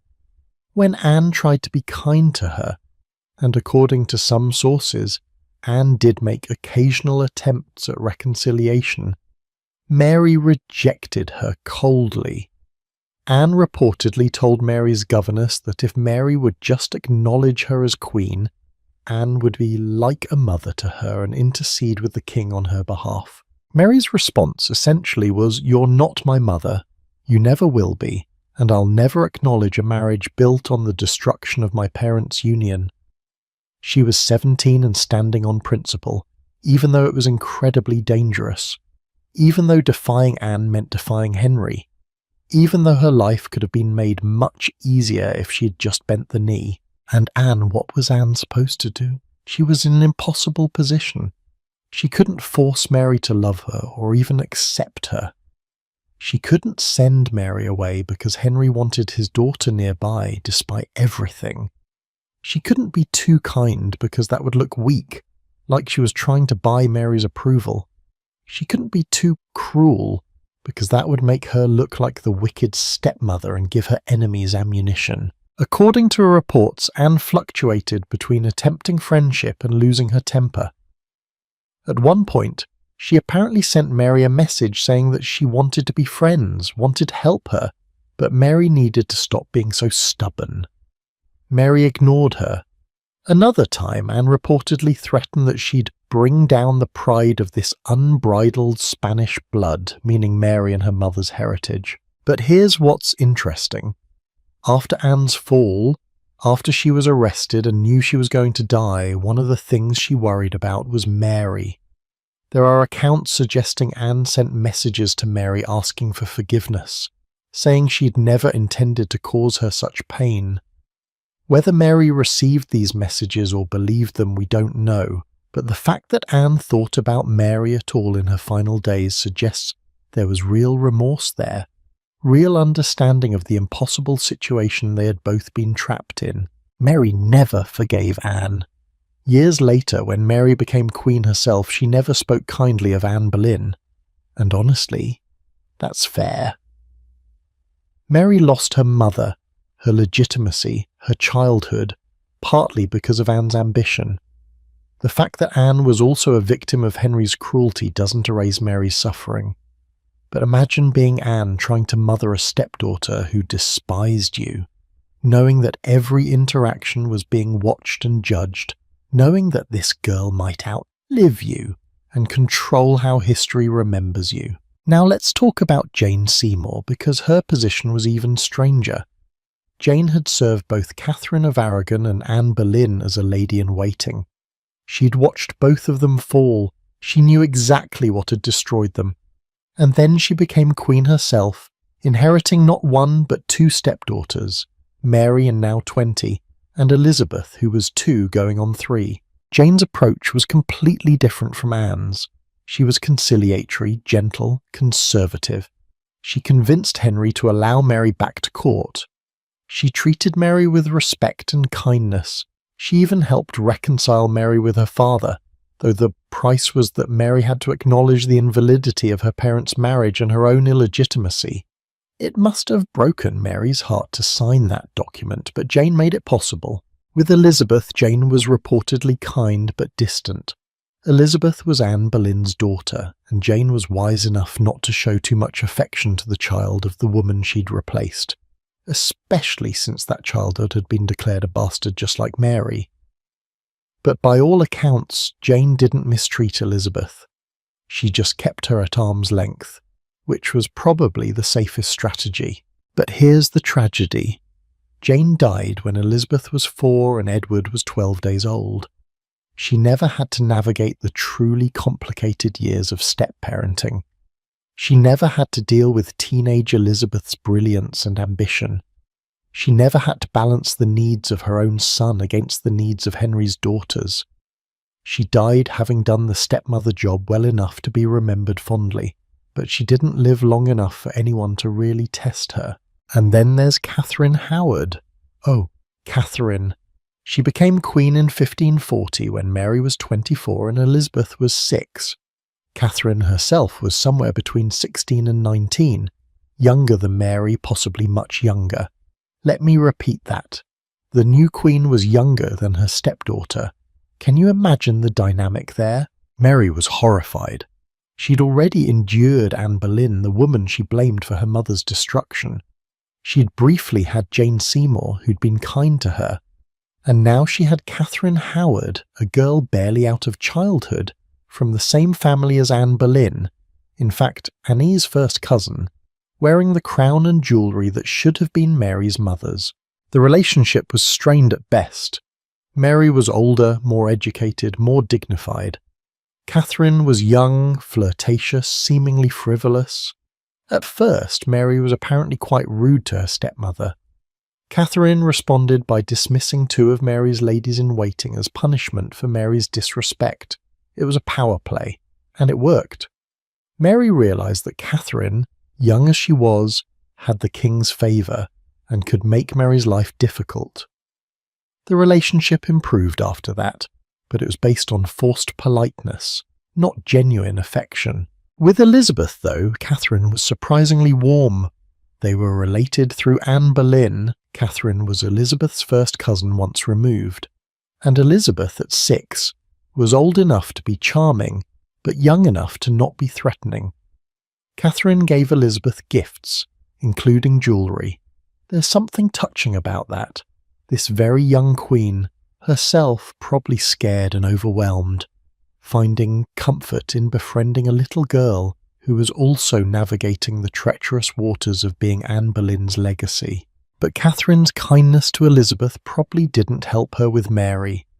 Every gift to Elizabeth was a reminder that Catherine came from the Boleyn family, the family Mary blamed for her mother's suffering. Every warm interaction between Catherine and Elizabeth was a reminder to Mary of what she'd lost. And then Catherine was executed in 1542, and both Mary and Elizabeth had to process another stepmother's violent death. Mary was 26, Elizabeth was 8. How do you even begin to cope with that? How do you trust any stepmother when you've watched 2 of them die? One by the sword, one by childbed fever, and seen others come and go. Catherine Parr, Henry's 6th and final wife, inherited the most complicated step-family situation of all. She became queen in 1543, when Mary was 27, Elizabeth was 9 and Edward was 5. 3 stepchildren, 3 different mothers, 3 different political and religious positions. And Catherine had to somehow keep all of them safe and happy while also managing her volatile, aging, increasingly paranoid husband. Catherine chose a brilliant strategy. She became the peacemaker. She convinced Henry to restore both Mary and Elizabeth to the line of succession through the Third Succession Act in 1544. This was huge. It didn't re-legitimize them, they were still legally bastards, but it meant they could inherit the throne if Edward died without heirs. It gave them security, status, hope. Catherine also brought all three children together at court regularly, trying to create something like a family unit. She oversaw Elizabeth's education, ensuring she had excellent tutors. She was kind to Edward, the precious male heir. She treated Mary with respect. Even though they disagreed on religion, Mary was Catholic, Catherine was Protestant. It couldn't have been easy. Mary was older than Catherine and probably resented taking guidance from her. Elizabeth was brilliant, precocious, and already learning to navigate court politics with the skill she'd later use as queen. Edward was the heir, spoiled and conscious of his own importance. And Catherine had to balance all of this while also managing Henry's deteriorating health, his mood swings, his suspicions. There's a moment that really captures Catherine's skill at this. In 1547, when Edward became king at 9 years old, Catherine was officially his stepmother, but not his regent. That position went to Edward's uncle. Catherine could have fought for power. She could have used her relationship with Edward to try to control him. Instead, she quietly continued overseeing his education and well-being, while staying out of the political power struggles. She let Mary and Elizabeth visit her. She maintained relationships without overstepping. But here's what's heartbreaking. Even Catherine, the successful stepmother, the one who managed to keep everyone alive and reasonably happy, couldn't escape the dangers of Tudor family dynamics. After Henry died, Catherine married Thomas Seymour, Jane Seymour's brother, Edward's uncle. It was a love match finally. Catherine was in her mid-30s and marrying for love for the first time. But Thomas Seymour was ambitious and inappropriate. He made advances toward Elizabeth, who was living in Catherine's household. Elizabeth was 14. Seymour was in his late 30s and Catherine's husband. The situation was completely inappropriate, possibly abusive, definitely scandalous. Catherine eventually sent Elizabeth away to protect her, and probably to protect her own marriage and sanity. Catherine got pregnant at 35, finally carrying a child of her own. She gave birth to a daughter in August 1548, and then, just like Jane Seymour, she died of childbed fever days later. She'd survived being Henry's wife, survived navigating the impossible dynamics of 3 hostile stepchildren, survived the political machinations of court, and she died the same way so many queens did, from a complication of childbirth that we could easily treat today. Her daughter, Mary Seymour, disappeared from historical records shortly after Catherine's death. We don't know what happened to her. And the 3 stepchildren Catherine had worked so hard to reconcile. They went on to become Edward VI, Mary I, and Elizabeth I, 3 monarchs who would define English history, but who spent much of their reigns undoing each other's work. Here's what strikes me about all these stepmother stories. The queens were set up to fail. They inherited children who had every reason to hate them, no real authority to discipline them, and the constant scrutiny of a court waiting to see them make mistakes. They couldn't be too kind, that looked weak. They couldn't be too strict, that looked cruel.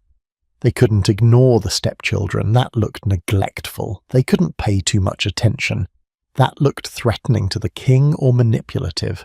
And the children, they were victims too. Mary watched her mother die heartbroken and separated from her. Elizabeth lost her mother to execution when she was 2. Edward never knew his mother at all. These children were shuffled between households, their legitimacy questioned, their futures uncertain, their allegiances tested. Being a Tudor stepchild was almost as dangerous. Being a Tudor stepmother.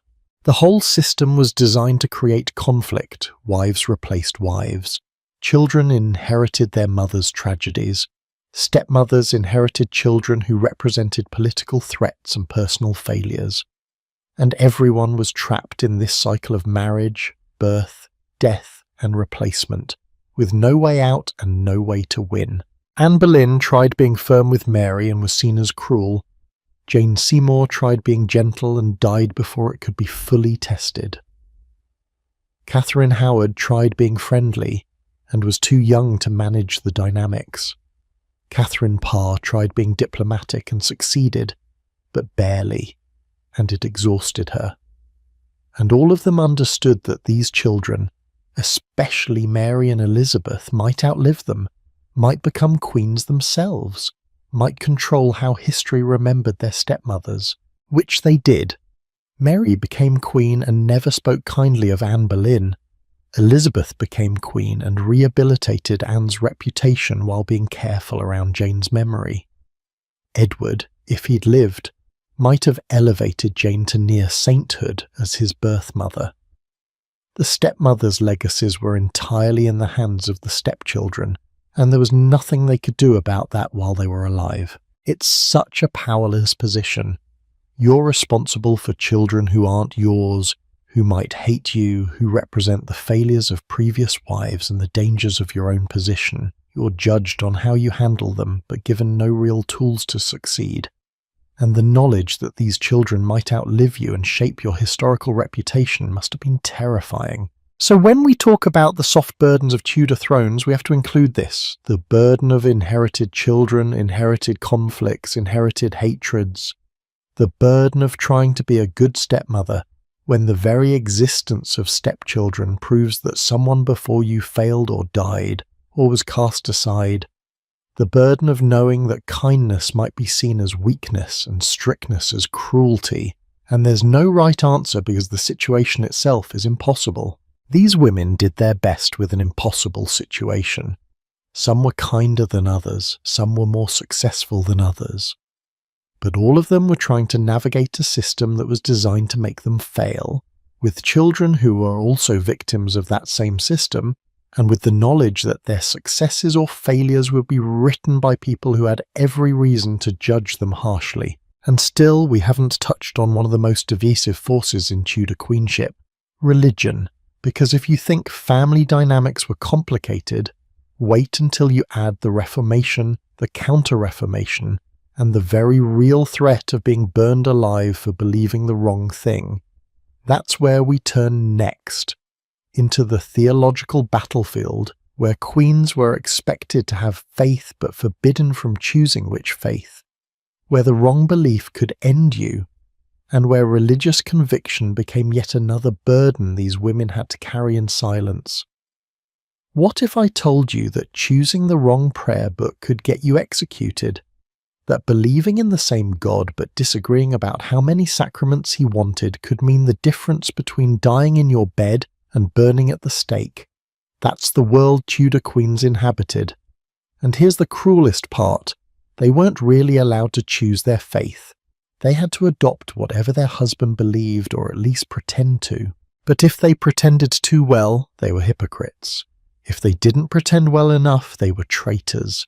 There was no winning, only survival. Religion in Tudor England wasn't about personal relationship with the divine.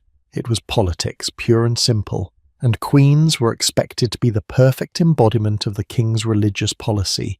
Even when that policy changed, even when it contradicted everything they'd been taught to believe, even when following it meant condemning people they loved to death. Catherine of Aragon arrived in England as a devout Catholic princess. This wasn't unusual. Everyone in Europe was Catholic in 1501.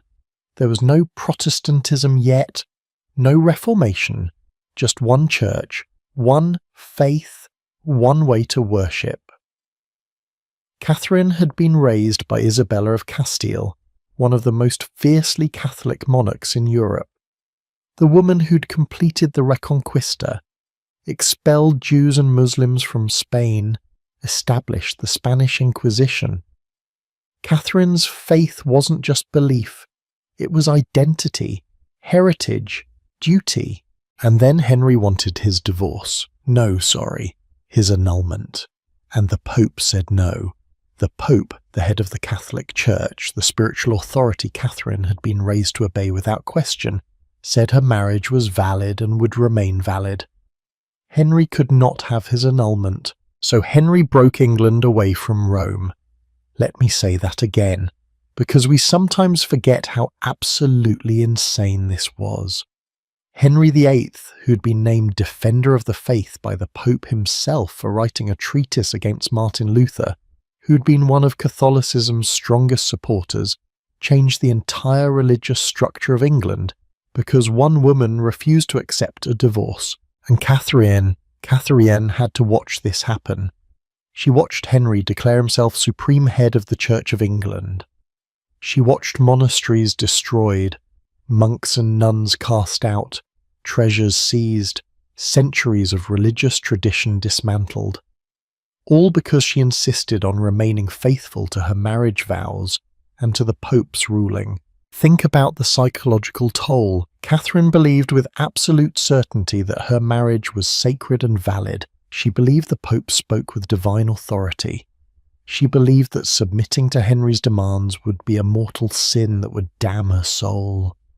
So she stood firm even when it cost her everything, even when it meant watching England torn apart by religious upheaval, even when people blamed her for it.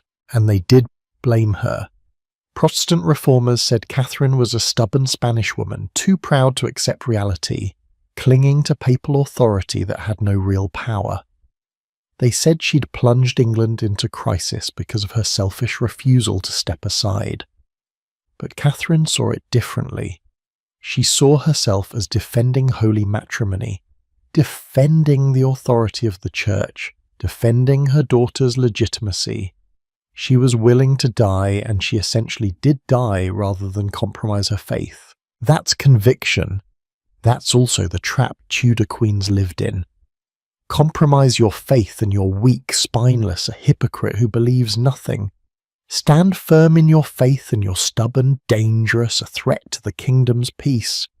Catherine chose conviction and spent her last years in exile, declared a non-person, forbidden from seeing her daughter. Her faith kept her strong, but it also ensured her destruction. Now let's talk about Anne Boleyn, because Anne's religious position was completely different and equally dangerous. Anne was sympathetic to Protestant reform. Not fully Protestant.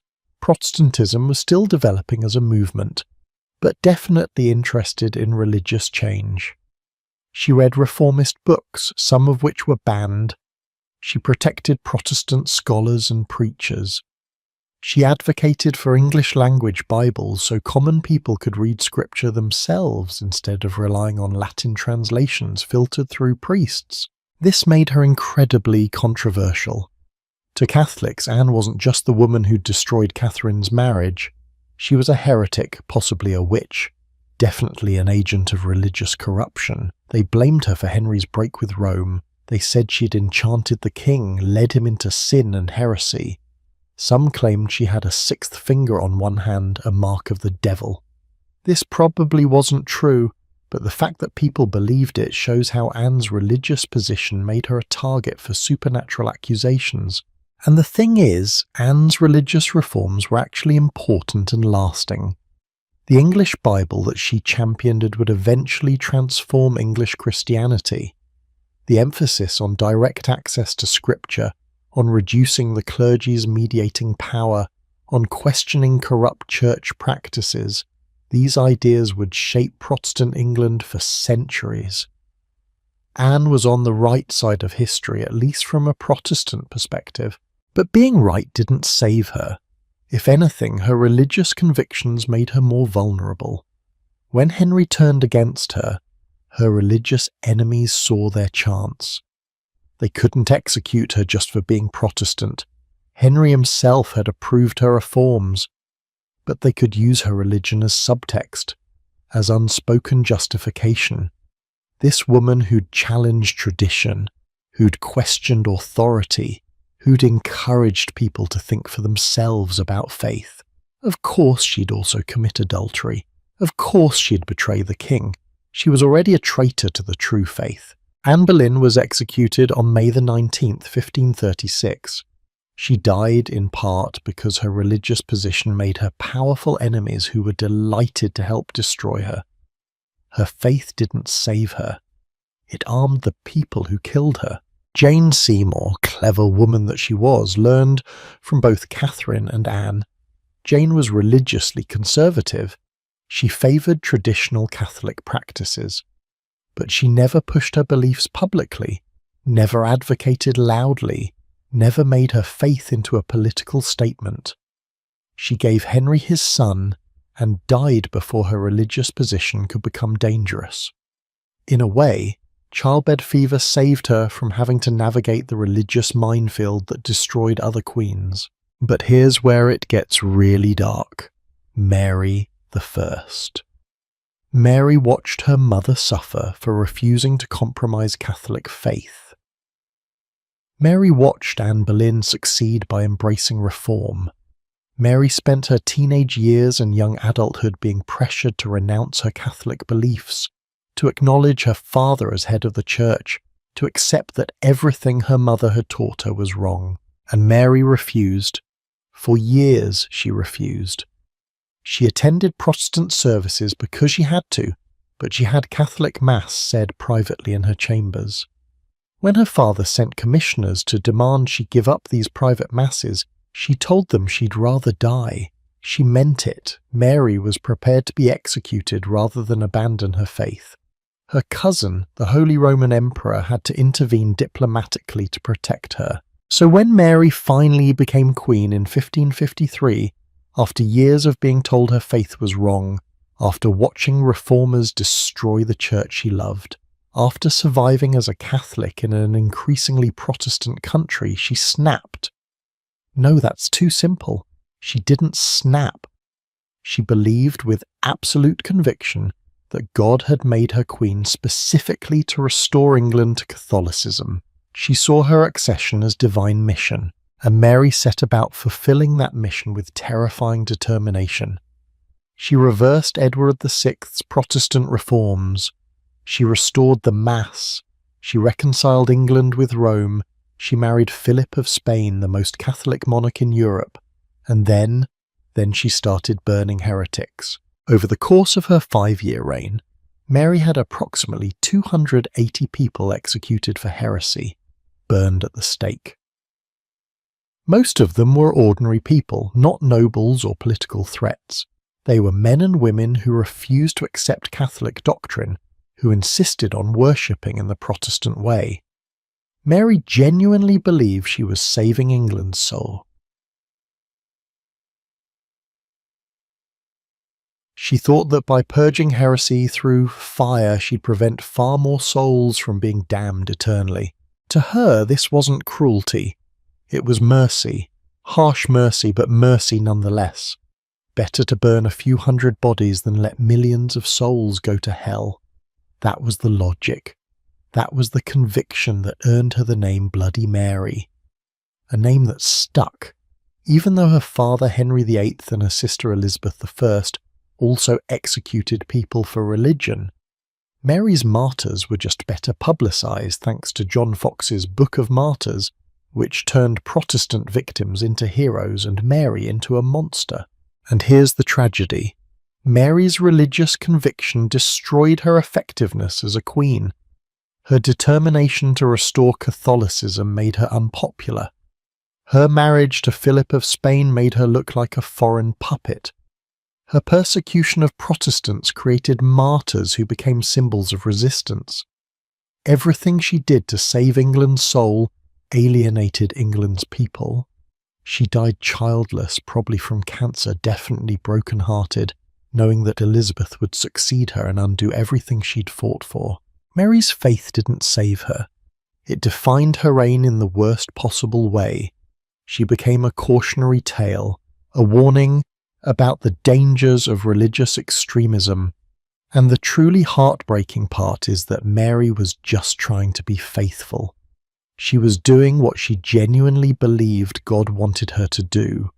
Her conviction was real, her faith was sincere, and it led her to commit acts we now recognise as atrocities. Elizabeth I learned from all of them, from Catherine's stubborn faith that cost her everything, from Anne's reformist zeal that helped destroy her, from Mary's religious extremism that alienated her people, and Elizabeth, brilliant politician that she was, decided to thread the needle.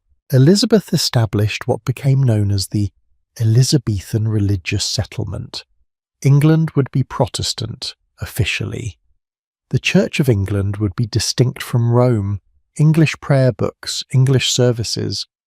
But, and this is crucial, Elizabeth didn't particularly care what people believed privately. Her famous statement was, "I have no desire to make windows into men's souls. Attend church, follow the law, don't make trouble, and your private beliefs were your own business." This wasn't quite religious tolerance as we understand it today. Catholics still faced restrictions, priests could be executed for saying Mass. But compared to Mary's reign, compared to the religious violence tearing apart France and the Netherlands, Elizabeth's approach was remarkably moderate. She didn't want to be bloody Elizabeth. She'd seen what that cost her sister. But even Elizabeth couldn't completely escape the religious trap. When Catholics plotted to replace her with Mary Queen of Scots, when the Pope excommunicated her and released her subjects from their obligation to obey her, when Spain sent the Armada to invade England and restore Catholicism, Elizabeth had to respond. She had priests executed. She signed Mary Queen of Scots' death warrant. She couldn't afford to be soft on Catholic threats, even though her personal inclination was toward tolerance, and Elizabeth's religious position affected her marriage prospects. She couldn't marry a Catholic prince without looking like she was betraying the Protestant cause. She couldn't marry a too Protestant prince without alienating the Catholic sympathizers still in England. Her faith, or rather the faith she was expected to embody as queen, limited her options just like everything else about being queen limited her options. Here's what strikes me about religion in the Tudor court. None of these women were free to believe what they actually believed. Catherine couldn't compromise even though it would have saved her marriage, because her faith wouldn't allow it. Anne couldn't hide her Protestant sympathies because she genuinely wanted reform. Jane had to hide her Catholic preferences to stay safe. Mary couldn't moderate her religious restoration because she believed she had a divine mandate. Elizabeth had to perform a religious identity that balanced contradictory political pressures. They were trapped between sincere belief and political necessity, between their souls and their crowns, between the God they prayed to in private and the religious policies they had to enforce in public, and the penalty for getting this balance wrong was death, either execution like Anne, or the kind of slow death that Mary experienced, watching her life's work undone even before she died. Think about what this means. These women already had no control over their bodies, no freedom to speak, no safety in their families. And on top of all that, they weren't even free to pray the way they wanted. The most intimate relationship possible between a person and their God was policed, regulated, weaponized. When Catherine of Aragon was dying, she asked for permission to have Mass said in her chamber. It was denied. She was declared a non-Catholic, a non-person, because she wouldn't accept Henry's authority over the popes. She died without the religious comfort she'd relied on her entire life. That's how petty and cruel the religious control could be. When Anne Boleyn was in the Tower awaiting execution, she attended Mass and received communion according to Protestant practice, even though she knew it made her enemies think she was a heretic. Even facing death, she couldn't compromise her faith, wouldn't compromise it. Her last act of defiance was religious. When Mary was on her deathbed, she knew Elizabeth would restore Protestantism. She knew everything she'd suffered for, everyone she'd executed, all the political capital she'd spent trying to return England to Rome, all of it would be undone within months of her death.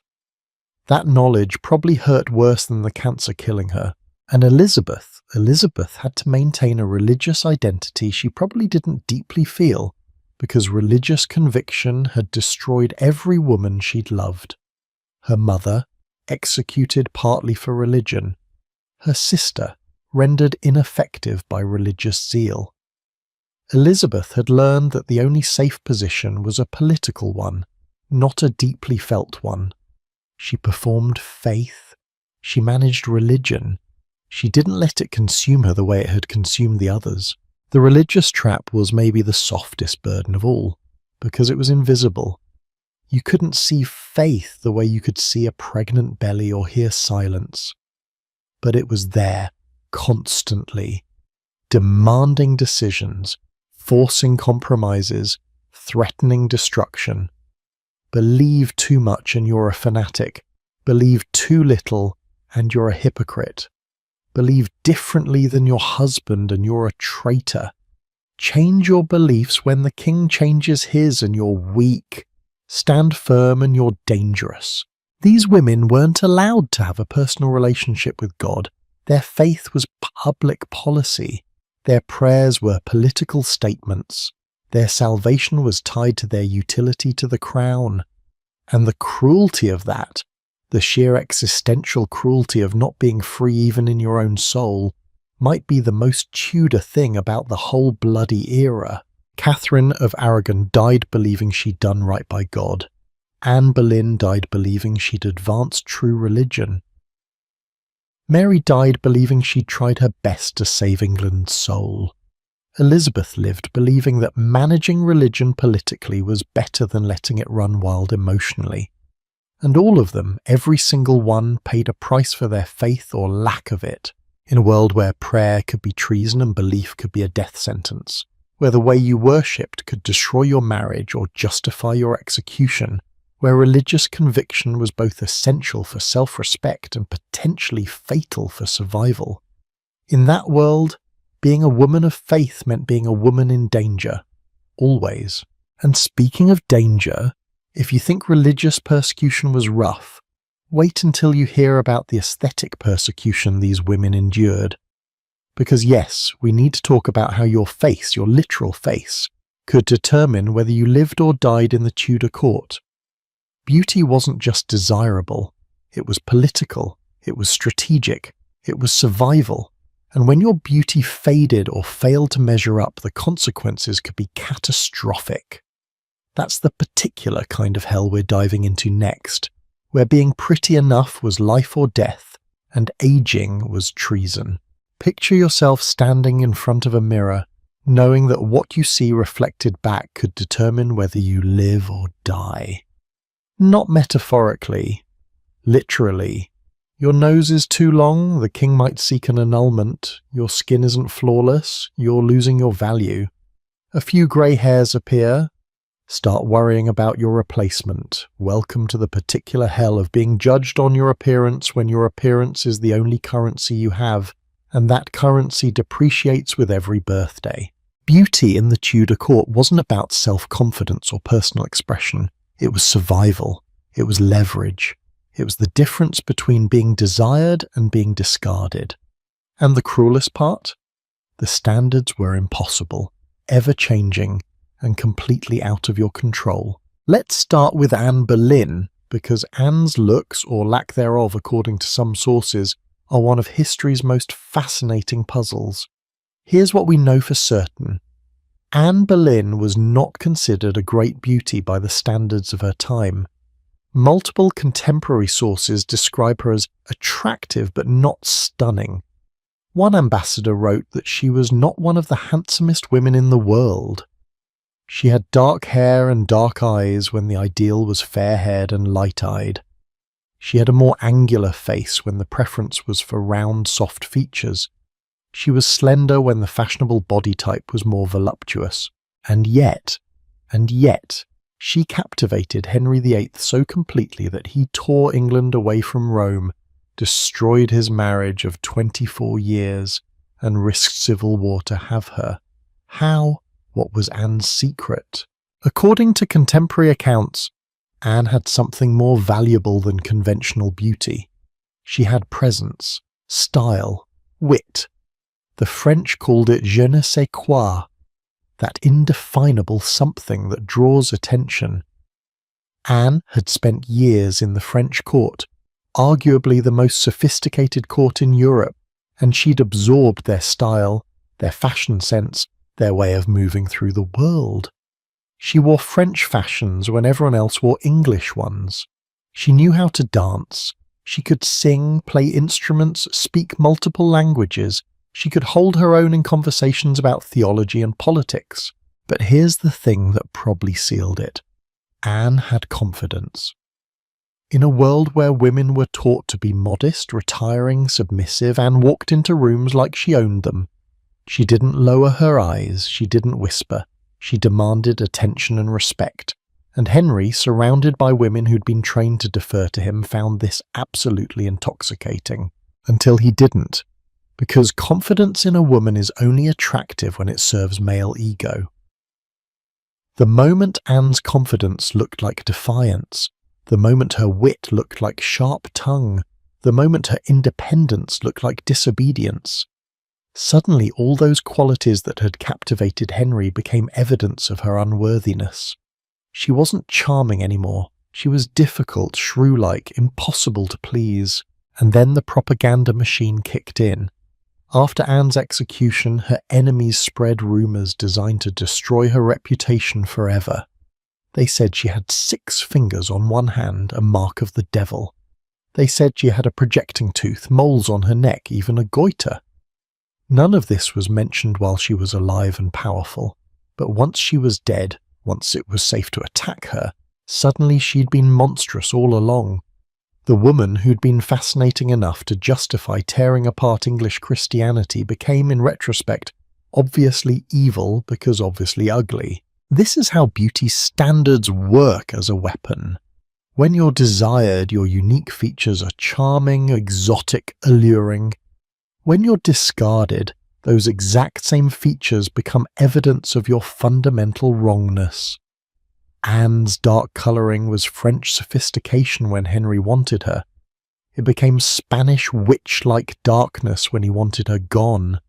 Her slender figure was elegant refinement until it became too thin, unfeminine, clearly incapable of bearing sons. Now let's talk about Catherine of Aragon, because Catherine's beauty trajectory is heartbreaking in a different way. When Catherine arrived in England at 15, she was described as beautiful. Beautiful for a Spaniard was the backhanded compliment. She had the auburn and gold hair that wasn't quite English blonde, but close enough, fair skin, and that combination of dignity and youth that made her attractive as a political prize. By the time Henry decided he wanted to divorce her, Catherine was in her 40s. And you know what happens to women in their 40s in a society that values youth above everything? They become invisible, or worse, they become obstacles. Henry complained that Catherine had become stout. She'd gained weight after multiple pregnancies and miscarriages, as bodies do. He said she looked old. She'd aged after years of stress and grief, as people do. He compared her unfavourably to Anne Boleyn, who was about 16 years younger. The cruelty here isn't just that Henry lost attraction, it's that he used Catherine's ageing as justification for why the marriage was invalid. He suggested that her appearance proved God disapproved of their union, as if God was judging Catherine for having the audacity to age like a human being, as if her body showing the effects of 6 pregnancies was evidence of sin rather than sacrifice. Catherine, to her credit, maintained her dignity. She continued dressing as queen, maintaining her appearance, holding her head high. But she must have known what people were saying. She must have heard the comparisons to Anne, younger and slender and fashionable. She must have felt the particular sting of being told you're being replaced not for anything you did wrong, but simply for existing in an aging body. And Anne herself would experience this. By 1536, Anne was 35 or 36 years old, not old by any reasonable standard, but she'd been queen for 3 years, and Henry's eye had already started wandering toward Jane Seymour. Jane was younger than Anne, maybe 8 years younger, which meant she was in her mid-20s, still fresh, still undamaged by miscarriages and the stress of being queen. More importantly, Jane represented something Anne didn't. She was English in every way. Fair-haired, pale-skinned, soft-spoken, traditionally feminine. Everything Anne wasn't. If Anne was French sophistication and sharp wit, Jane was English, wholesomeness and gentle modesty. Jane was the antidote to Anne. The implication was clear. Anne's type of beauty, Anne's style had been wrong all along. Jane's conventional prettiness was right, proper, suitable for an English queen. Jane's appearance worked in her favour, but only up to a point. She was considered pretty, but not remarkably so. The fairest of all the king's wives was the compliment given. But remember, she was competing against Catherine in her 40s, Anne with her unconventional looks, and the yet-to-come wives. The real advantage of Jane's appearance was that it was non-threatening. She looked like the kind of woman who wouldn't cause trouble. Her face promised obedience. And then there's the case of Anne of Cleves, which might be the most brutal example of appearance-based rejection in Tudor history. Henry agreed to marry Anne based on a portrait painted by Hans Holbein the Younger, one of the finest artists in Europe. The portrait showed an attractive woman with a long face, nice features, and elaborate German fashion. Henry looked at this portrait and agreed to the marriage. He was excited about it, actually. He'd been a widower since Jane died, and he was ready for a new wife. Then he met Anne in person, and he was, there's no delicate way to put this, he was repulsed. We have Henry's own words, recorded by courtiers. He called her a Flanders mare, comparing her to a horse. He said she had bad skin, body odour, and an unattractive figure. He complained that she looked nothing like her portrait. He tried to find a way out of the marriage before the wedding even happened. Now, was Anne actually ugly? Almost certainly not. Multiple ambassadors had described her as pleasant-looking before Henry met her. The portrait Holbein painted was realistic enough that everyone could recognise her from it. What happened was that Henry had built up expectations, and reality didn't match them. Also, Anne dressed in German fashion, which was very different from English style. High collars, different silhouettes, different jewellery. To Henry's eye, it probably looked strange, foreign, wrong. But here's the really sad part. Henry couldn't just say, "I don't find her attractive." That would make him look shallow and foolish. So he had to make it Anne's fault. She was ugly, she smelled bad, she was masculine, she was deformed in some way that made the marriage unconsummatable. The narrative had to be that Anne was objectively repulsive, not that Henry was a vain man disappointed by reality. They married anyway. The political alliance with Germany required it. But Henry never consummated the marriage, and within 6 months he'd gotten an annulment on the grounds that he'd never been attracted to her. Therefore the marriage was invalid. Anne's face had literally invalidated her marriage. Her appearance was evidence in court proceedings, and because she was smart enough to agree to the annulment without fighting, she survived. But she spent the rest of her life known as the wife Henry rejected for being too ugly, even though by all objective accounts she was perfectly fine-looking, just not pretty enough or not pretty in the right way for a king who'd grown accustomed to having whatever he wanted. Catherine Howard represents the opposite problem, being too pretty. Catherine was young, somewhere between 16 and 19 when she married Henry, and by all accounts she was lovely. Petite, graceful, with auburn hair and a vivacious personality. Henry, 50 and suffering from infected ulcers on his leg, was absolutely besotted. He called her his rose without a thorn. But Catherine's prettiness was also her danger, because beauty like that attracts attention. Thomas Culpeper, a gentleman of the King's Privy Chamber, allegedly became infatuated with her. Whether Catherine reciprocated, whether anything actually happened, whether she had any choice in the matter, these questions remain murky. But her beauty made her a target for both Culpeper's advances and for people looking to destroy her. When the allegations came out, one of the pieces of evidence was that Catherine was too pretty to be faithful. A girl that attractive, that young, that charming, of course she'd be promiscuous. Her beauty was cited as proof of her loose morals. The logic was, beautiful women are temptresses. Catherine was beautiful, therefore Catherine was a temptress. Therefore, she must have committed adultery. This is the impossible trap of appearance standards.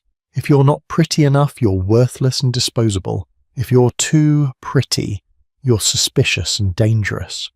There's a narrow range of acceptable attractiveness, and it's constantly shifting based on what the king wants at any given moment. Catherine Parr, Henry's final wife, might have figured out the safest strategy: be attractive enough to interest the king, but not so attractive that you threaten him or attract too much attention from others. Catherine was described as pleasant-looking, dignified, well-dressed, but not flashy. She was 30 when she married Henry, who was 52. She was past the dangerous bloom of youth, but not yet old enough to be unappealing. She knew how to present herself as mature, sensible, nurturing, more nurse than vixen. And it worked.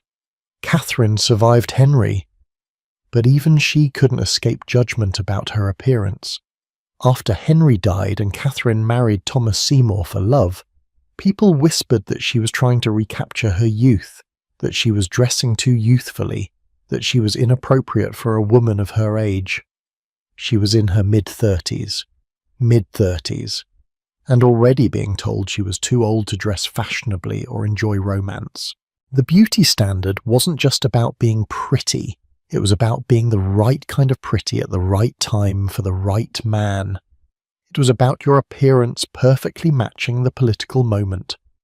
Catherine of Aragon's Spanish looks were exotic and desirable when Henry wanted a Spanish alliance.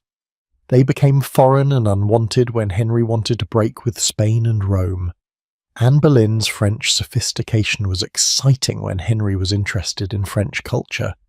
It became suspect when the relationship with France soured. Your face wasn't your own, your body wasn't your own, your style, your colouring, your features, all of it was judged based on whether it served the king's current political and personal needs. And those needs changed constantly. So you could go from beautiful to ugly, from desirable to repulsive, from acceptable to intolerable, without changing a single thing about yourself. The world changed its judgment of you, and you were powerless to do anything about it. And here's the thing nobody talks about. This wasn't just about the queens. Every woman at court was being judged this way. Every lady in waiting knew that her appearance could make or break her prospects. The most beautiful women often became the king's mistresses, which was dangerous, or attracted the attention of powerful men, also dangerous. Women who weren't beautiful enough couldn't make advantageous marriages. Women who were too beautiful became targets for jealousy and suspicion. The beauty standard was a constant, exhausting performance. You had to maintain your appearance perfectly at all times. Any flaw could be noticed, commented on, used against you.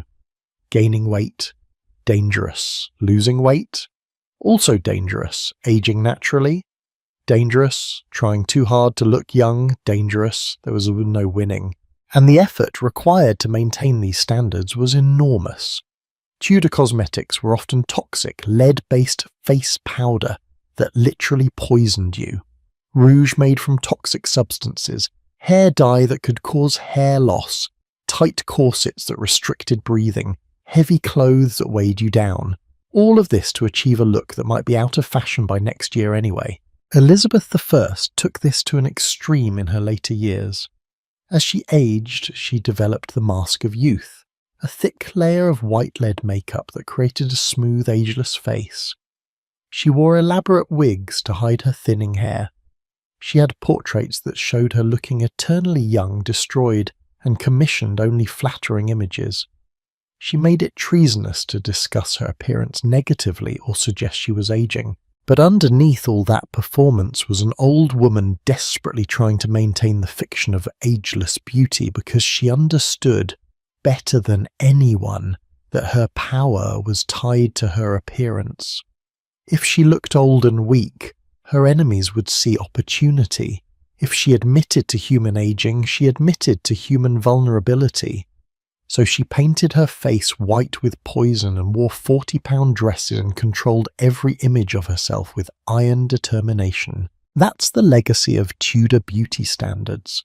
Even the most powerful woman in England, A queen who never married and never submitted to any man still had to perform beauty, still had to present an acceptable face to the world, still had to pretend that she existed outside of time and aging and human biology. The soft burden of appearance, of being constantly judged, constantly performing, constantly aware that your value is tied to features you can't fully control, wore these women down. Some of them fought it with style and confidence like Anne Boleyn. Some accepted it and adapted like Catherine Parr. Some were destroyed by it, like Anne of Cleves's reputation, but none of them escaped it. Your face was evidence. Your body was a verdict. Your beauty or lack of it was justification for whatever men decided to do to you. And the cruelest part is that beauty standards are subjective, changeable, impossible to meet consistently. You could be beautiful one day and inadequate the next, without changing at all. The world changed how it saw you, and you were just supposed to accept the new judgment and keep smiling. But if beauty standards trapped queens in a prison of appearance, there was an even darker prison waiting for them. The prison of family. Not just stepchildren, we covered that, but blood family. Your own relatives. The people who pushed you toward the crown, who used your body as a stepping stone to power, and who would sometimes throw you under the carriage wheels when it became convenient. That's where we need to look next, at the ways family wasn't support but exploitation, and how your own blood could become your most dangerous enemy. Family is supposed to protect you, right? Your own blood, the people who share your name and your history, they're supposed to have your back when the world turns hostile. But what if your family was the one who pushed you into danger in the first place? What if the people who shared your blood saw you not as a daughter or niece or cousin, but as an investment? A political asset to be traded, leveraged and discarded when the returns weren't good enough. The Howard family knew exactly how to play this game, and two young women, Anne Boleyn and Catherine Howard, would pay for their family's ambitions with their lives. Let me set the scene. Thomas Howard, 3rd Duke of Norfolk, was one of the most powerful men in England, ruthless, ambitious, absolutely committed to advancing his family's position at court. He had a network of nieces, cousins, daughters, all of whom he viewed as potential queens. Get a Howard woman into the king's bed, preferably into the king's marriage, and suddenly the Howard family controls access to power. It's brilliant strategy. It's also sociopathic. Anne Boleyn was Thomas Howard's niece. Her mother, Elizabeth Howard, was his sister. So when Anne caught the king's attention in the 1520s, Thomas saw opportunity. He'd already tried to position Anne's sister Mary as the king's mistress, but Mary hadn't leveraged that position into anything permanent. Anne was smarter, more ambitious, more strategic. And Thomas encouraged her, pushed her, helped orchestrate the campaign that would eventually make her queen. But here's what's chilling. Thomas Howard sat on the jury that convicted Anne of adultery, treason, and incest with her own brother. His niece, the woman whose ambitions he'd nurtured, whose queenship he'd helped achieve. He voted to execute her, unanimously, without hesitation. Can you imagine that? Your own uncle, a man who'd benefited enormously from your rise, who'd pushed you toward the crown, sitting in judgment and condemning you to death. And not just condemning you, but your brother too, his nephew, George Boleyn. Thomas Howard voted to have both of them executed. Family meant nothing when weighed against political survival, because by May 1536, Anne wasn't useful anymore. She'd failed to produce a son. Henry wanted to marry Jane Seymour. The Howards needed to distance themselves from Anne's fall if they wanted to maintain their position.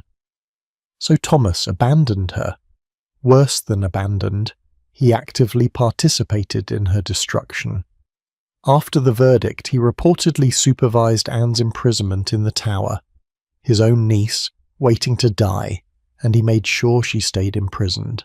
Anne's father, Thomas Boleyn, was no better. He never spoke publicly in her defence, never tried to intervene, never visited her in the tower. The day after Anne's execution, he was back at court doing business as usual. Because that's what survival looked like in the Tudor court. You cut off the family members who became liabilities no matter how much you might privately grieve them. But here's where it gets truly grotesque. The Howard family learned nothing from Anne's destruction, or rather, they learned exactly the wrong lesson.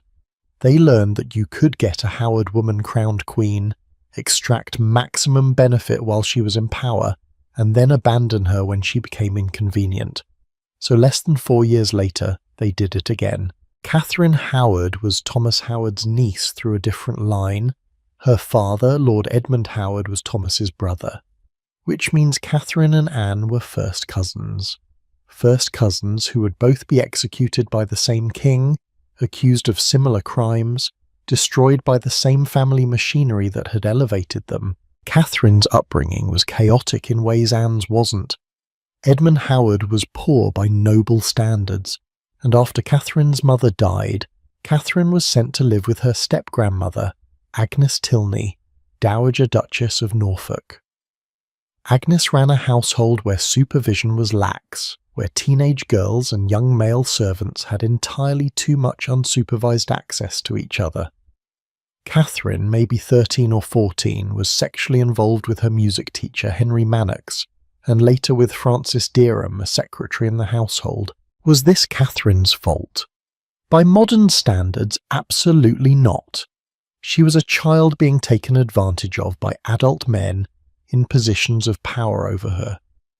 But in the 1540s, this history would be used as evidence of her promiscuity, her inherent corruption, her unfitness to be queen. And yet, the Howard family promoted her to court anyway.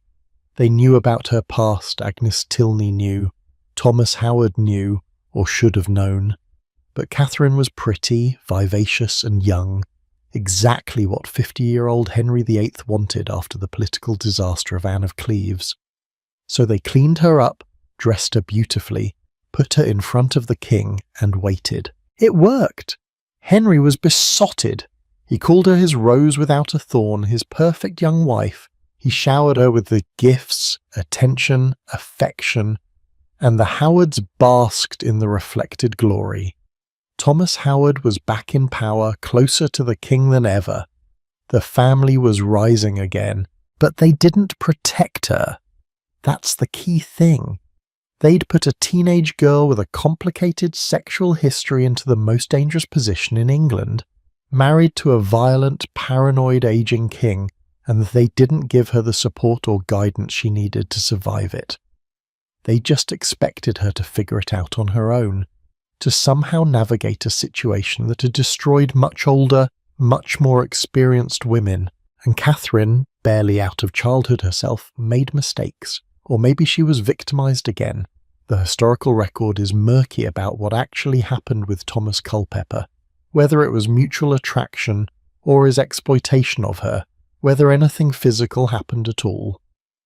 What we know for certain is that Culpeper had been meeting with Catherine privately, that her lady-in-waiting Jane Rochford, Anne Boleyn's sister-in-law, still working for Howard Queen's years after Anne's death, facilitated these meetings, and that when this became known, it was presented as adultery. When the scandal broke in November 1541, the Howard family's response was swift and predictable.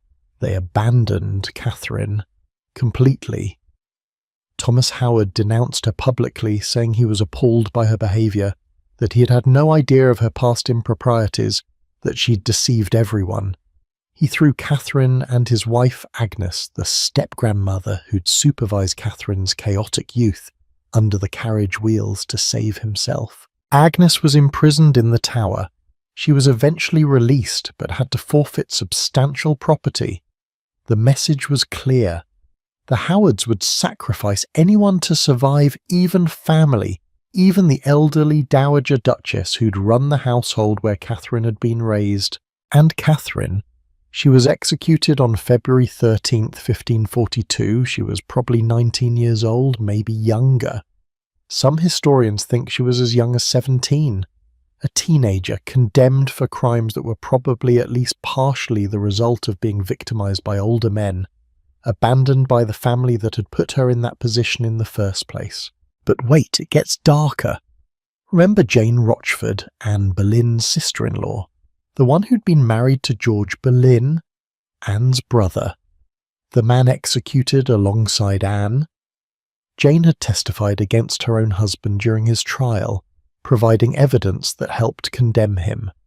Whether she was forced to testify, whether she believed the accusations, whether she had a choice, we don't know. She sent her husband to the scaffold, and then she went right back to work at court. She served Jane Seymour, she served Anne of Cleves, she served Catherine Howard, and when Catherine Howard was arrested, Jane Rochford was arrested with her, because she had been facilitating Catherine's meetings with Culpeper. Jane was executed the same day as Catherine on the same scaffold for helping a queen commit adultery. Think about Jane's trajectory for a moment. She married into the Boleyn family, watched her husband executed, watched her sister-in-law, the Queen, executed, somehow survived that catastrophe and continued working for subsequent queens, then got caught up in another queen scandal and executed herself. The Tudor court destroyed her slowly over years and then finished the job on Tower Green. Jane's story shows how family connections could trap you in cycles of danger. Being a Boleyn by marriage meant being associated with Anne's fall. Being a Howard family servant meant being associated with Catherine's fall. Your family ties didn't protect you. They marked you as potentially guilty by association. And let's talk about Jane Seymour's family, because the Seymours were playing the same game as the Howards, just with different results. Jane had two brothers, Edward Seymour and Thomas Seymour. Both of them aggressively pushed Jane toward the king while Anne Boleyn was still alive. They coached her on how to catch Henry's attention, how to resist becoming just a mistress, how to hold out for marriage. It worked. Jane became queen. She gave Henry his son, and then she died, which in a perverse way worked out perfectly for the Seymour family. Jane had done her job, produced the male heir, and her death meant she couldn't disappoint Henry or become a liability. She was frozen in time as the perfect wife, and her brothers could trade on that legacy forever. When Edward VI became king, Edward Seymour became Lord Protector, essentially ruling England on behalf of his 9-year-old nephew. The Seymours had gotten everything they wanted, a queen sister who had produced an heir. Power over that heir, control of England. All they'd had to do was push their sister into the king's bed and hope she survived long enough to get pregnant. Jane's death in childbirth meant they never had to worry about her becoming inconvenient. She was the perfect queen because she was a dead queen. They could venerate her memory, build her up as Henry's true love, and never deal with the messy reality of her aging or falling from favour. But the Seymour brothers weren't done. Thomas Seymour, after Henry died, secretly married Catherine Parr, Henry's widow, the woman who'd survived him. And then Thomas started making inappropriate advances toward 14-year-old Elizabeth, who was living in Catherine's household. Elizabeth, remember, was the daughter of Anne Boleyn and stepdaughter to Catherine Parr. Thomas was Elizabeth's uncle by marriage through Jane. The family connections were dizzying and deeply inappropriate. Catherine eventually sent Elizabeth away to protect her, but the scandal ruined Elizabeth's reputation for years. And Thomas? He was executed in 1549 for treason, plotting to kidnap the king, his own nephew, and marry Elizabeth by force to seize power. The Seymours were just as ruthless and ambitious as the Howards. They just had better luck with timing. Here's the pattern. Ambitious families see royal marriage as the ultimate prize. They push their daughters, nieces, sisters toward the king. They benefit enormously when these women succeed. And when these women fall, through bad luck, political changes, or failure to produce heirs, the families abandon them. Or worse, participate in their destruction to save themselves. Anne Boleyn's father and uncle never defended her. Catherine Howard's uncle denounced her publicly. Jane Rochford, Connected to both queens through marriage and service was collateral damage twice over. The families extracted value from these women's bodies, their fertility, their attractiveness, their ability to captivate the king. And when those assets failed to perform as expected, the women were discarded while the families survived to try again with the next available female relative. The cruelty isn't just that they were abandoned, it's that they were used from the start. Anne didn't randomly catch Henry's eye. Her family positioned her. Catherine didn't spontaneously appear at court. She was placed there deliberately, despite her problematic history. These weren't love stories that tragically ended. These were calculated moves in a power game where women were pawns and their own families were willing to sacrifice them, and the women couldn't refuse. How do you say no when your uncle, the Duke of Norfolk, one of the most powerful men in England, tells you to catch the king's attention? How do you decline when your brothers are coaching you on how to become queen? These families didn't ask permission. They maneuvered their female relatives into position and expected them to perform. The Howard motto was from the bottom to the top, ambitious, aspirational, perfectly capturing their rise from relatively minor nobles to one of England's premier families. But what that motto doesn't mention is how many Howard women's bodies they climbed over to get there, how many nieces and cousins they used as stepping stones, how many family members they were willing to sacrifice for advancement. Catherine of Aragon's family at least tried to protect her. Her nephew, Charles V, Holy Roman Emperor, used diplomatic pressure to advocate for her during the divorce proceedings. It didn't save her marriage, but at least he tried. The Spanish delegation fought for her rights, argued her case, refused to abandon her even when it was politically inconvenient. But the English families playing the court game, they didn't have that loyalty. They had ambition, and ambition doesn't care about nieces or daughters or sisters when those women become liabilities instead of assets. This is maybe the loneliest burden of all.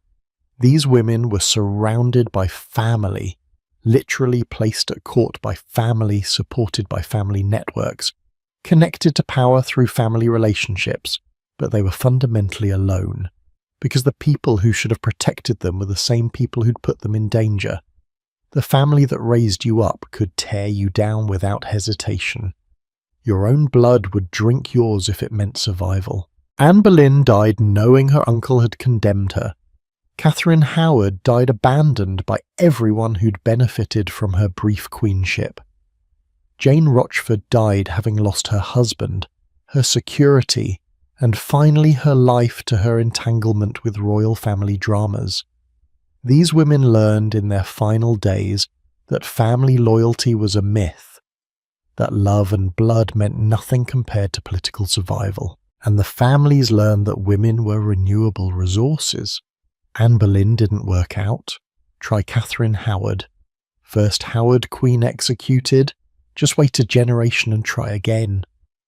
Women's bodies were infinite as long as the family had daughters, nieces, cousins to deploy.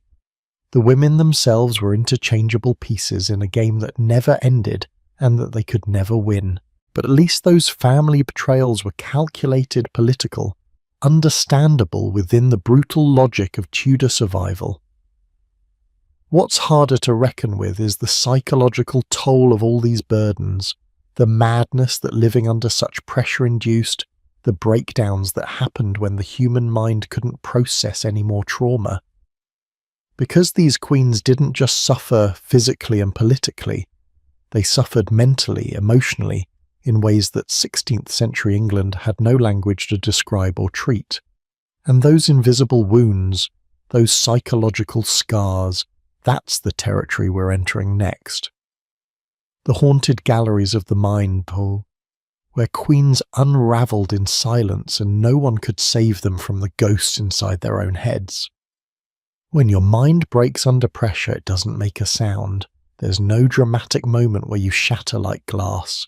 It's quieter than that, more insidious. You stop eating, you can't sleep, or you sleep too much. You laugh at inappropriate moments, you cry without stopping, you stop recognizing yourself in the mirror. And in the 16th century, when no one understood trauma or depression or anxiety disorders, when mental illness was attributed to demonic possession or weak character or divine punishment, when you broke alone and no one could help you. The haunted gallery at Hampton Court Palace got its name for a reason. They say you can hear screaming there. A woman's voice, desperate, terrified, pleading. The story goes that it's Catherine Howard's ghost running down that corridor in November 1541, trying to reach the chapel where Henry was hearing Mass, trying to beg him for mercy, trying to explain herself before it was too late. She never made it. The guards caught her, dragged her back to her chambers. Henry never saw her, he never gave her a chance to speak. Whether you believe in ghosts or not, there's something haunting about that image. A teenage girl running through palace corridors, screaming for the right to defend herself and being physically prevented from reaching the one person who could save her. That's not supernatural horror. That's psychological horror. That's what it looks like when a human mind confronts its own helplessness. And historically, it might not have even happened. The story emerged decades after Catherine's death, but the fact that people believed it, that they passed it down for 500 years, tells you something important. Everyone who heard about Catherine Howard understood that kind of desperation, that panicked attempt to be heard, that physical embodiment of psychological breakdown. But Catherine wasn't the only queen whose mind buckled under the weight of Tudor queenship. Let's talk about what mental collapse actually looked like for these women. Anne Boleyn, in the Tower of London during her final days, was a woman coming apart at the seams. The Constable of the Tower, William Kingston, recorded her behaviour in letters to Thomas Cromwell, and what he described sounds like someone having a complete nervous breakdown. Anne laughed inappropriately. She talked compulsively, switching between subjects without connection. She swore on the damnation of her soul that she was innocent, then moments later would laugh and make jokes. She told Kingston she was being cruelly handled, then laughed again. She asked if she would die without judgment, then discussed her reputation, then laughed some more. This isn't the behaviour of a guilty woman. This is the behaviour of someone whose psychological defences have catastrophically failed. Anne was facing execution for crimes she knew she hadn't committed, knowing her own uncle had condemned her, knowing her husband had already moved on to another woman, knowing her 3-year-old daughter would grow up branded a bastard. Her mind couldn't process all of it coherently, so it broke into fragments. Laughter and tears, rational thoughts and nonsensical statements, lucidity and confusion all tumbling over each other. Kingston wrote that Anne kept talking about her neck being small, saying, "I have a little neck," and laughing. She put her hands around her throat to demonstrate. She seemed almost manic about it, returning to this observation repeatedly. Was this gallows humour, an attempt to maintain some control over the uncontrollable? Or was her mind fixating on this one physical detail because it was more manageable than thinking about the fact that they were going to cut her head off? Modern psychologists looking at these accounts suggest Anne was experiencing acute stress reaction, what we might now recognise as a form of temporary psychosis brought on by trauma. Her reality had become too horrible to process normally, so her mind fragmented it into something she could survive experiencing. The laughter was probably a defense mechanism. The compulsive talking was probably an attempt to fill the silence that would otherwise be filled with terror. And Anne was educated, intelligent, politically astute. She'd survived years at the French court, navigated the complexities of becoming queen, held her own against men who wanted to see her fail. If anyone had the psychological resilience to handle stress, it should have been Anne, and she still broke, because there's only so much a human mind can take. Elizabeth, watching this happen to her mother, though she was only 2.5 and probably doesn't remember it directly, would later hear the stories. She'd know that her brilliant, charismatic mother had spent her final days laughing and crying and unable to hold her thoughts together. And Elizabeth would spend her entire life terrified of losing control, of showing vulnerability, of letting anyone see her break. But let's talk about Mary I, because Mary's psychological suffering was slower, more chronic, and in some ways more devastating. Mary spent her childhood watching her parents' marriage disintegrate. She was declared a bastard at 17. She was separated from her mother and forbidden to see her for years. She was pressured to renounce her Catholic faith and accept her father's religious supremacy. She was reduced from princess to lady-in-waiting to the daughter she considered illegitimate. And through all of this, she had to maintain composure, dignity, the appearance of accepting her circumstances. The toll this took on Mary's mental health was profound. She suffered from what contemporary accounts called melancholy, deep chronic depression that would incapacitate her for weeks at a time. She had terrible headaches, panic attacks, episodes where she couldn't stop crying. Her periods were irregular and extremely painful, possibly because of endometriosis, possibly because stress was wreaking havoc on her hormones. She was prescribed medicines that made things worse, bloodletting to balance her humours, purgatives that weakened her further. And then came the phantom pregnancies. We've talked about these before, but I want you to really think about the psychological state required to produce those symptoms. Mary wanted a child so desperately, was under such intense pressure to produce an heir, that her body created the physical manifestations of pregnancy without an actual fetus. Her abdomen swelled. She felt what she interpreted as movement. She stopped menstruating. Her breasts changed. Medical professionals of the time confirmed these symptoms. For months, Mary believed she was carrying England's Catholic heir. She made preparations for the birth. She went into confinement. She waited for labour pains that never came. And then, slowly, humiliatingly, she had to accept that there was no baby, had never been a baby, that her body had lied to her, or that her mind had forced her body to lie. This happened twice. Twice Mary's psychological desperation manifested as physical symptoms convincing enough to fool everyone, including herself. And the second time, people were less sympathetic. They whispered that she was delusional, that she was too old, that God clearly didn't want her to have children. The public humiliation of having your body's false promises exposed twice must have been psychologically devastating. Mary died at 42, possibly from uterine or ovarian cancer, definitely from heartbreak.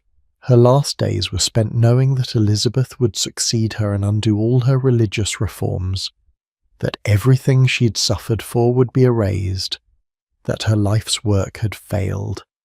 And she died alone, with most of her court already making plans to welcome Elizabeth.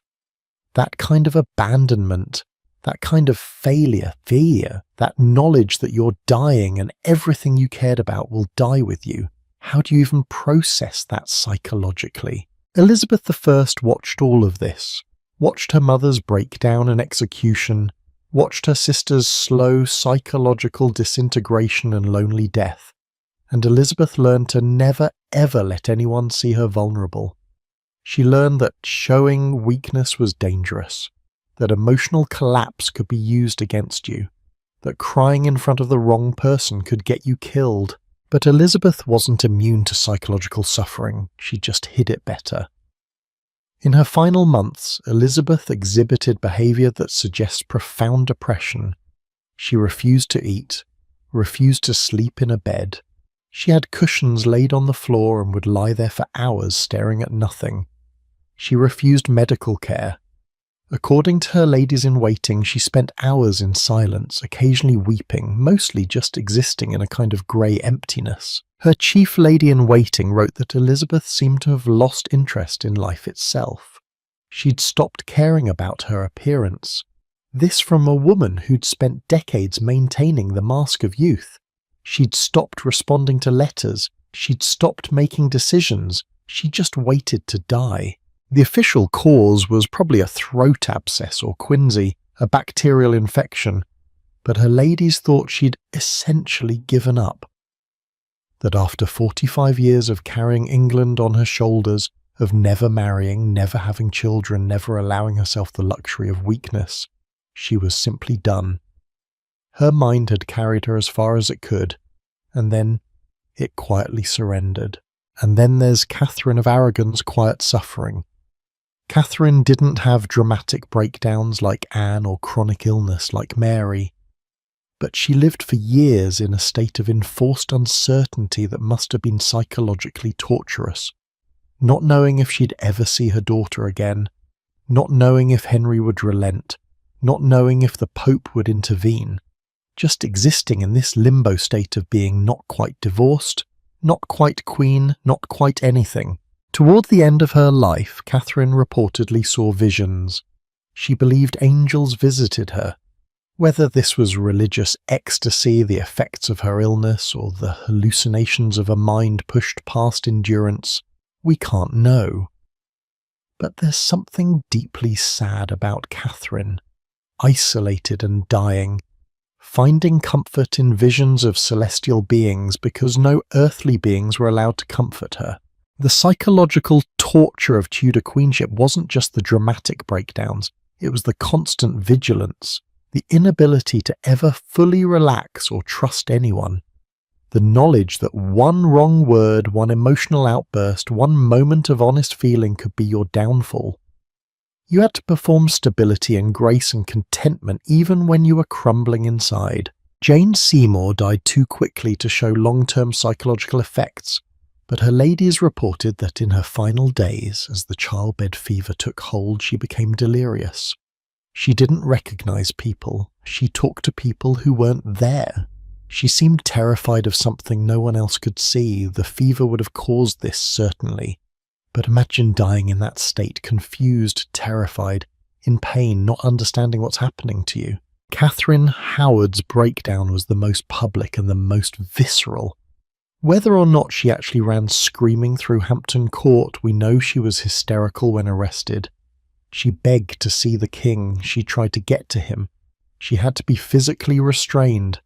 She was 19 years old, facing execution for crimes she probably didn't commit in the ways they were being described, and she wasn't maintaining dignified composure. She was falling apart. And you know what? Good. Good for Catherine for not pretending to be okay with being murdered.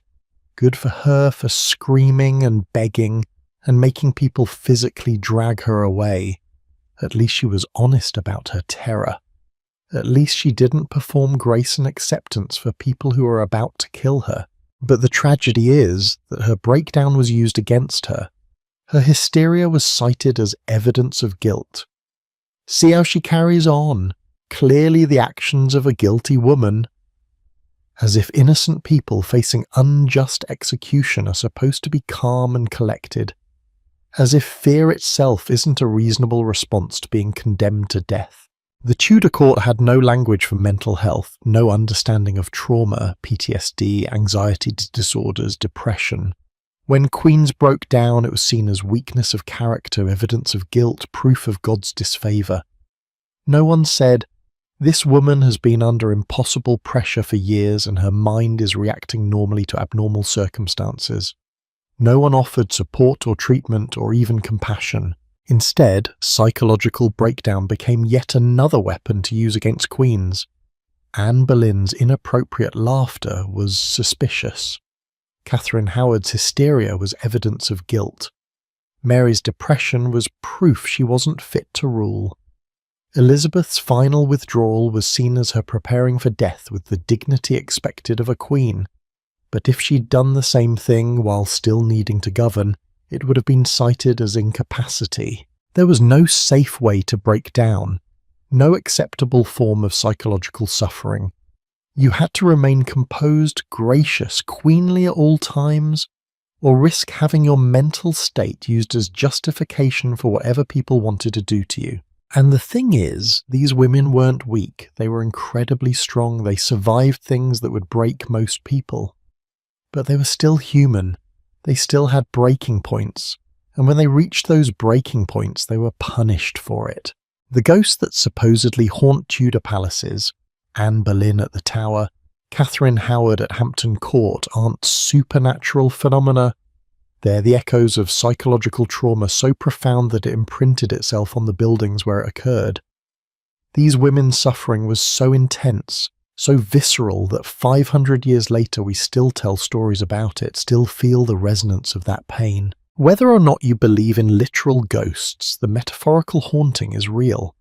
These women's psychological breakdowns haunt us because they remind us how fragile the human mind is, how much suffering it can endure, and how cruel it is to judge people for breaking under unbearable pressure. The haunted galleries aren't just in palaces, they're in our understanding of history. Every time we tell these stories, we walk through the corridors where these women suffered, screamed, broke down, and died. We hear the echoes of their terror, and maybe that's the closest thing to justice they'll ever get. To be remembered not just as queens who failed or succeeded, but as human beings who suffered in ways that still move us centuries later. But here's the thing about suffering under impossible burdens. Some people found ways to survive anyway. Some queens, against all odds, despite every trap, through sheer luck or strategy or stubbornness, made it out alive.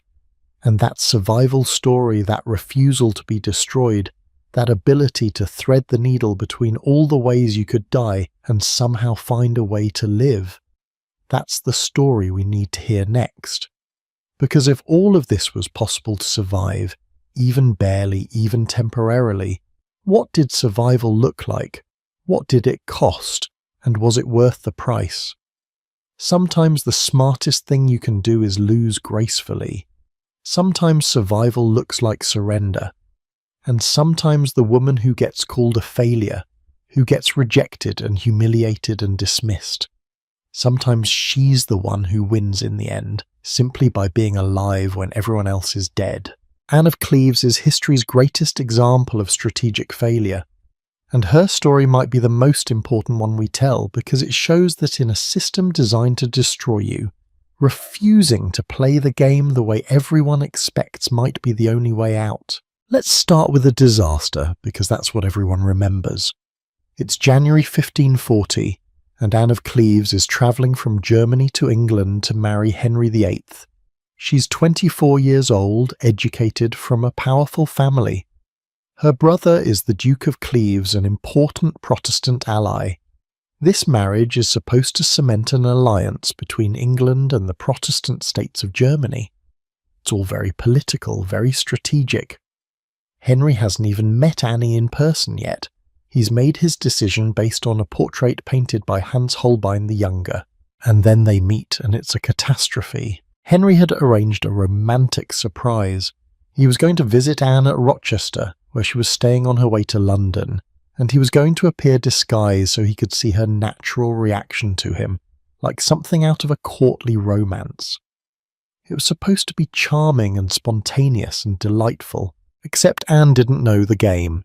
She'd been raised in Germany where court culture was different, more formal. When this strange man burst into her rooms and tried to kiss her, she was startled and probably a bit horrified. She didn't recognize Henry. Why would she? She'd never seen him. And she reacted with entirely appropriate confusion and discomfort to a stranger trying to kiss her. Henry was mortified, humiliated. He'd expected her to somehow magically recognize him through the power of true love, or something equally ridiculous.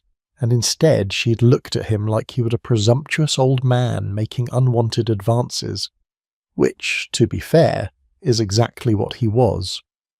Henry was 48, severely overweight, suffering from infected ulcers on his leg that smelled terrible. He was not the romantic hero he imagined himself to be, but Henry couldn't admit that maybe his surprise had been a bad idea. Instead, he decided the problem was Anne. She was unattractive.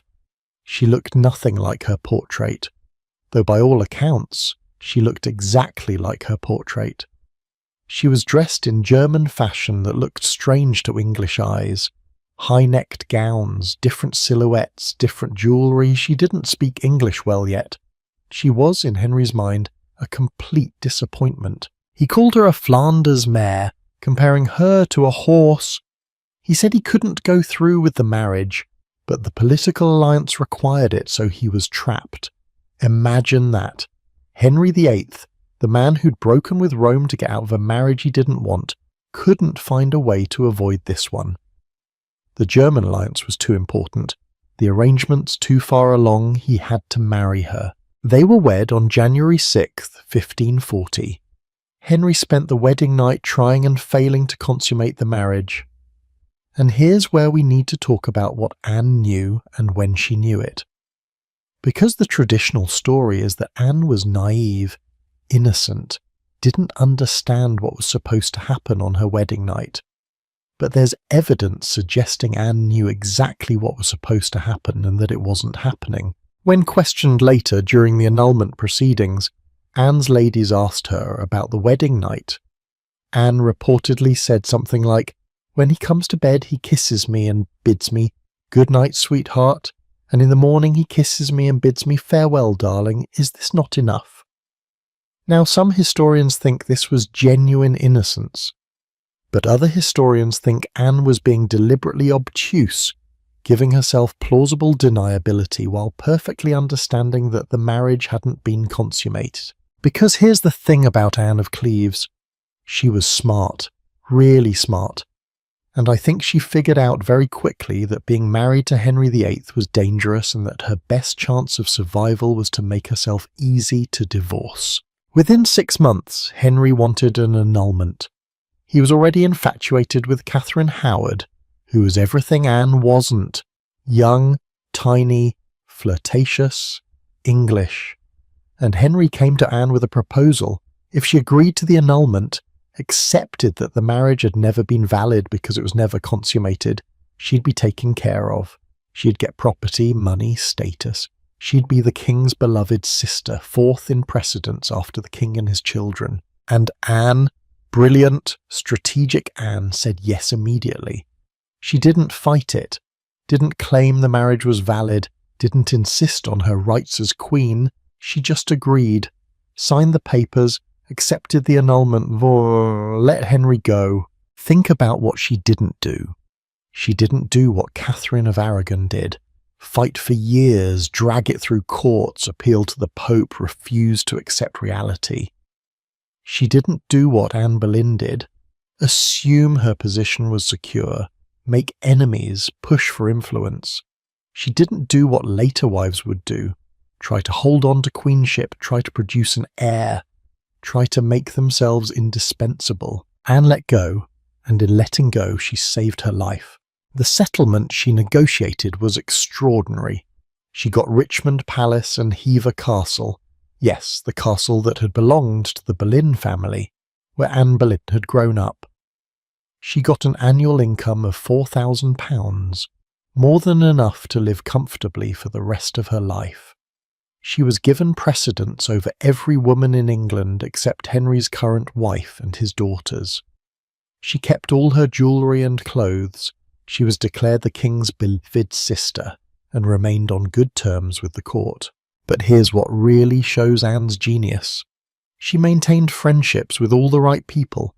She stayed friendly with Henry himself. They genuinely seemed to like each other once the pressure of marriage was removed. She got along well with all 3 of Henry's children. When Mary became queen, Anne attended her coronation.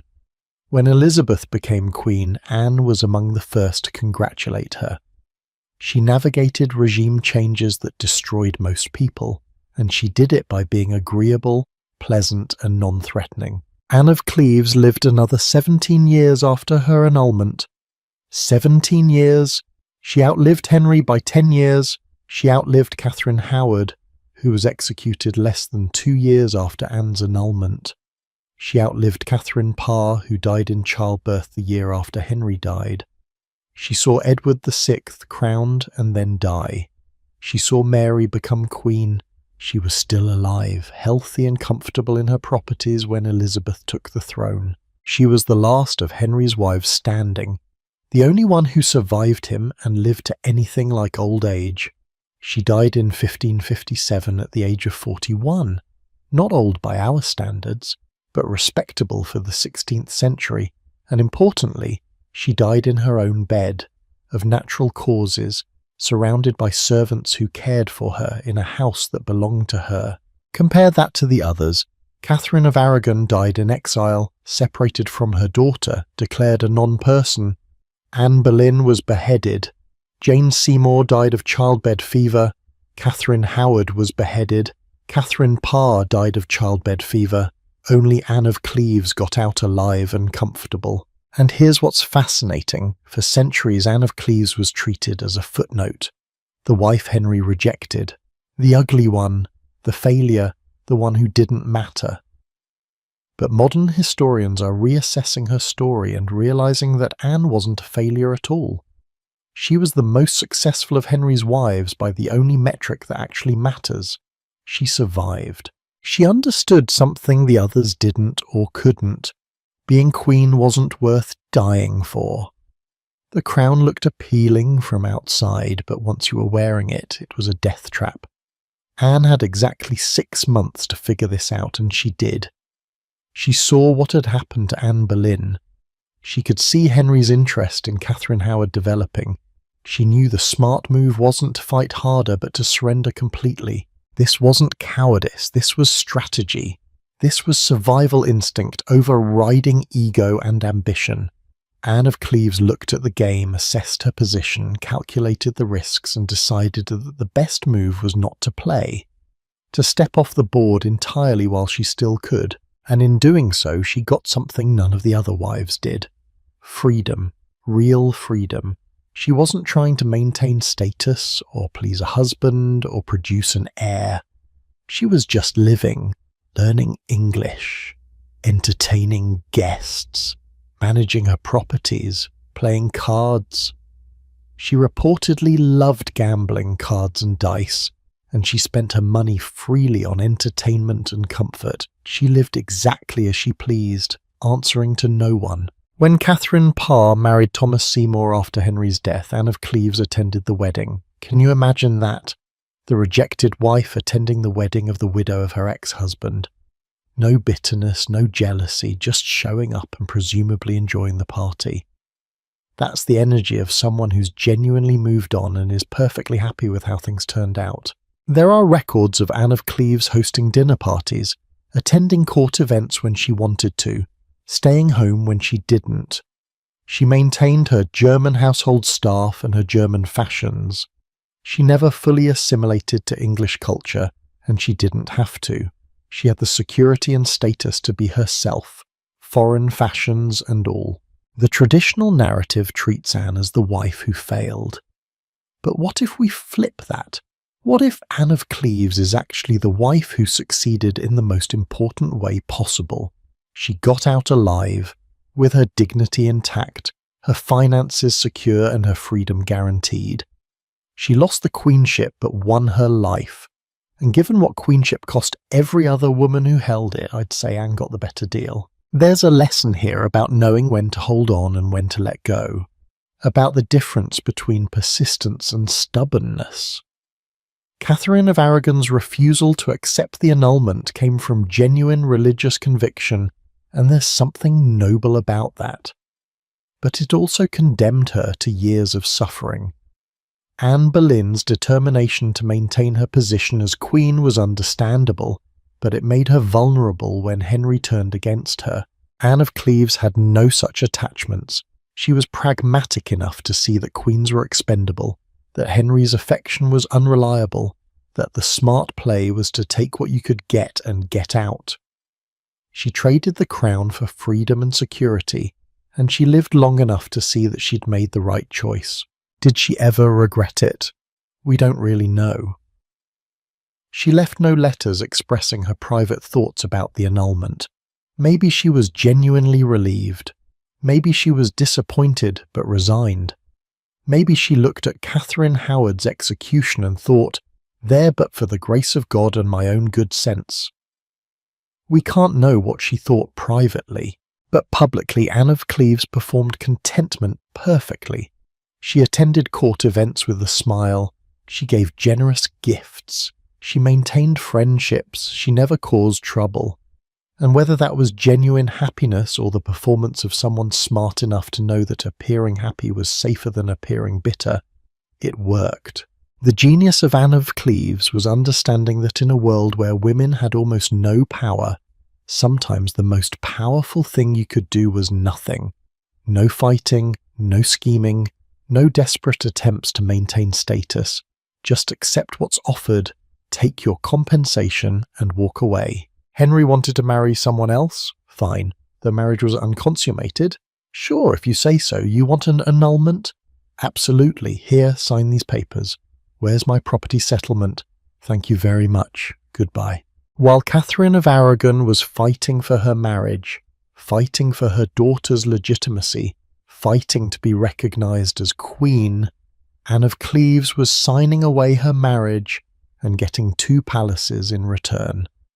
While Anne Boleyn was trying to convince Henry she was still valuable, still useful, still worthy of being queen, Anne of Cleves was asking, how much money do I get annually? It's almost ruthlessly practical, and it saved her life. The tragedy is that not every queen could take this route. Catherine of Aragon's religious convictions wouldn't allow her to accept the annulment. Anne Boleyn had a daughter whose legitimacy depended on the marriage being valid. The later wives were already married to Henry when they fell from favour, already too deep in to just walk away. Anne of Cleves had a unique opportunity. She was queen for such a short time, had no children, and Henry was offering a genuinely good deal. She was able to take the escape route that wasn't available to the others, but the fact that she recognised the opportunity and took it, that's what makes her remarkable. She didn't let ego or pride or stubbornness blind her to reality. She saw the exit sign and she walked through it while she still could. And you know what? Good for her. Good for Anne of Cleves for choosing life over status, for choosing freedom over a crown, for understanding that sometimes losing is winning, and that the real prize isn't the throne, it's surviving long enough to enjoy your palaces and your gambling and your German fashions and your life. She was the wife Henry rejected, yes, but she was also the wife who rejected the deadly game of Tudor queenship and chose to live instead. And that makes her not the failure of the 6 wives, but possibly the wisest. So after 10 parts of suffering and 1 part of strategic survival, we've seen almost every way being a Tudor queen could destroy you. But there's one more story to tell. One more woman who had to navigate all of these burdens and somehow did it successfully enough to survive Henry himself. Catherine Parr, the 6th wife, the one who made it through. And her story isn't just about survival, it's about what you learn from watching everyone else fail, how you apply those lessons, and what it costs you to be the woman who finally gets it right. Because getting it right doesn't mean you escape unscathed, it just means you escape alive. If you're going to marry a king who's already killed 2 wives, you need a strategy, and Catherine Parr had one. She'd watched from the sidelines as 5 women before her navigated the deadly waters of queenship. She'd seen what worked and what didn't. She'd taken notes. And when Henry VIII asked her to be his 6th wife, Catherine didn't go in blind. She went in armed with the collected wisdom of every woman who'd suffered before her. And here's the thing, she didn't want to marry him. At all. Catherine was 30 years old in 1543, twice widowed, and finally in love with someone she'd actually chosen. Thomas Seymour, Jane Seymour's younger brother. They were courting. There was talk of marriage. Catherine was looking forward to a life where she could make her own choices, marry for affection, maybe have children with a man she actually cared about. And then the king noticed her. And when the king notices you, when the king wants to marry you, you don't really get to say no. Not if you value your life and your family's safety. So Catherine said goodbye to Thomas Seymour and became the 6th wife of a man who was 52 years old, morbidly obese, suffering from a suppurating leg wound that stank of rotting flesh, paranoid, violent, and had a proven track record of discarding wives when they disappointed him. Would you have taken that job? Honestly, knowing what you know about the previous 5 wives, would you have said yes? Catherine did, and she survived. But survival came at a cost, and understanding that cost is crucial to understanding what queenship really meant. Catherine's strategy from day one was brilliant. She didn't try to be Henry's lover. She positioned herself as his nurse, his companion, his intellectual partner. At 52, with his ulcerated leg causing constant pain, Henry didn't need another pretty young thing trying to charm him. He needed someone to manage his medications, dress his wounds, help him move from room to room, read to him when he was in pain, engage his mind when he was bored. Catherine became indispensable not as a wife but as a caretaker, and in doing so she made herself too useful to discard. Henry had killed wives who disappointed him sexually or failed to produce heirs, but he needed Catherine. She made his life bearable. She organized his household. She took care of his children, bringing all 3 of them, Mary, Elizabeth, and Edward, together at court for the first time in years, creating something almost like a functional family. This was Catherine applying the lessons she'd learned. Catherine of Aragon had tried to be the perfect Catholic queen, and it hadn't saved her. Anne Boleyn had tried to be fascinating and influential, and it had gotten her killed. Jane Seymour had tried to be the submissive, obedient wife, and she died in childbirth. Anne of Cleves had been smart enough to get out, but Catherine couldn't take that route. She was already married to Henry. So she found a different path. Make yourself necessary in ways that have nothing to do with sex or heirs. And it worked. Catherine was queen for 3.5 years, and during that time she did something remarkable.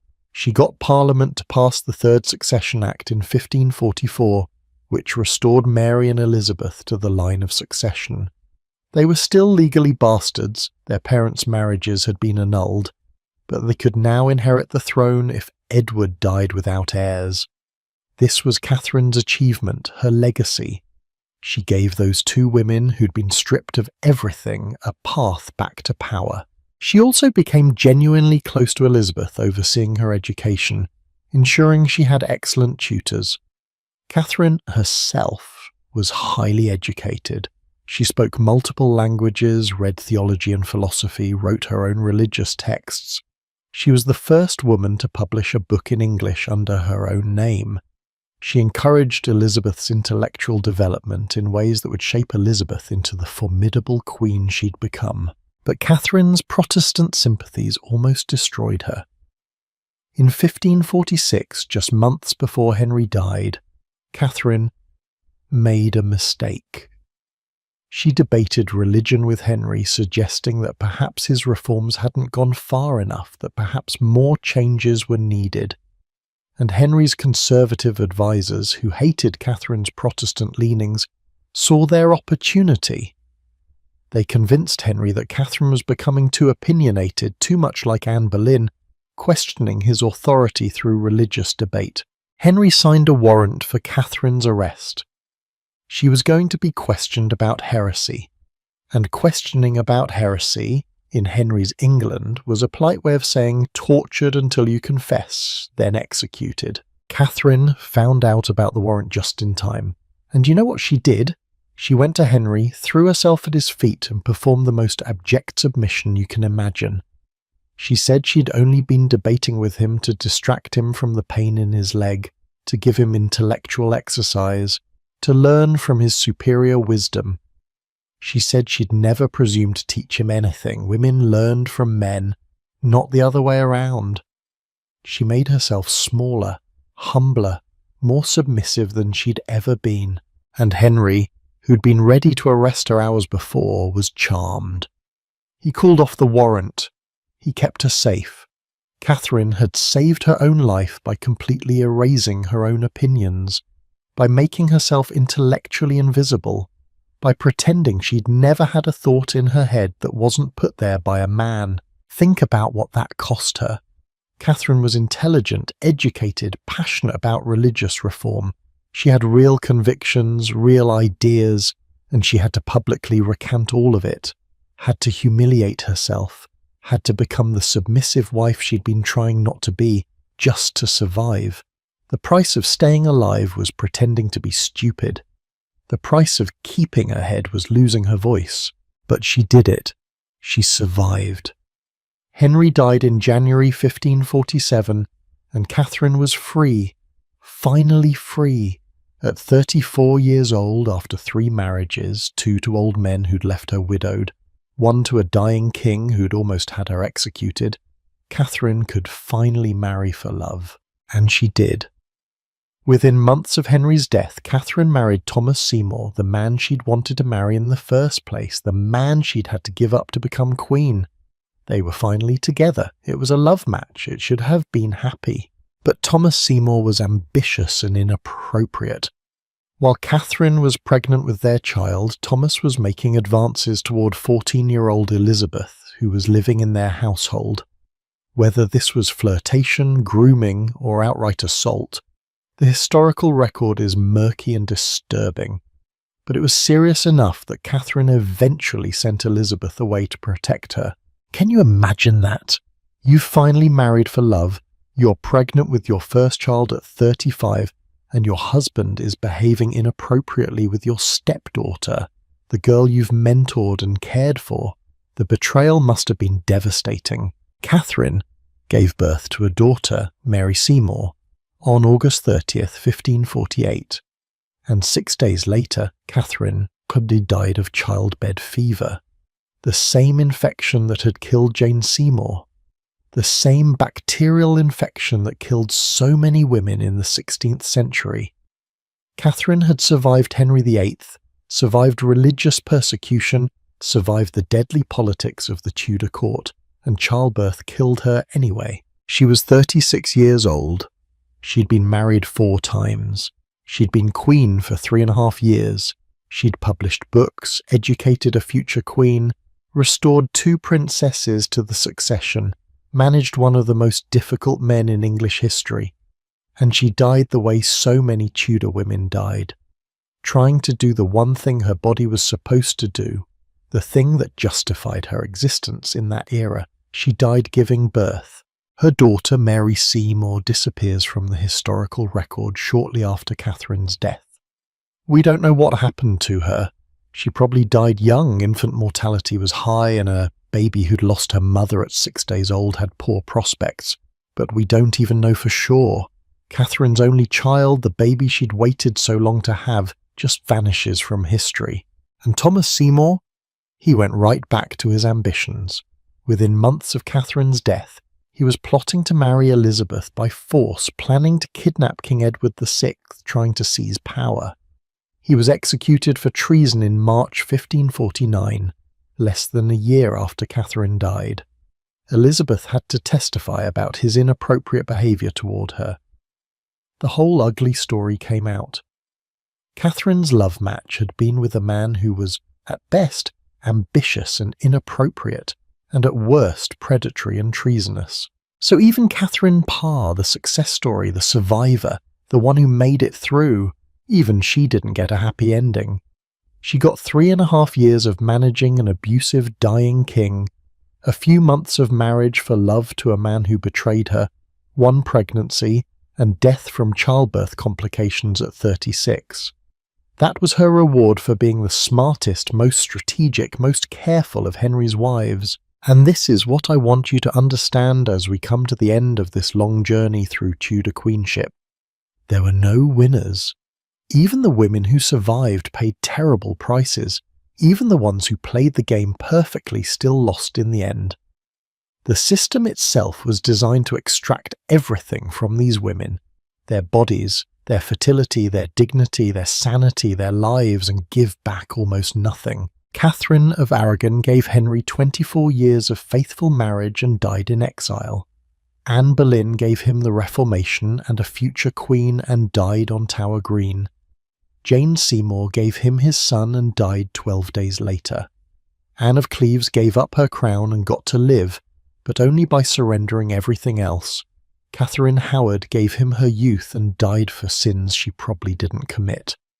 Catherine Parr gave him her care and almost died for her opinions and then died in childbirth anyway. The soft burdens of Tudor thrones were called soft not because they were gentle, but because they were invisible. They didn't leave marks you could see.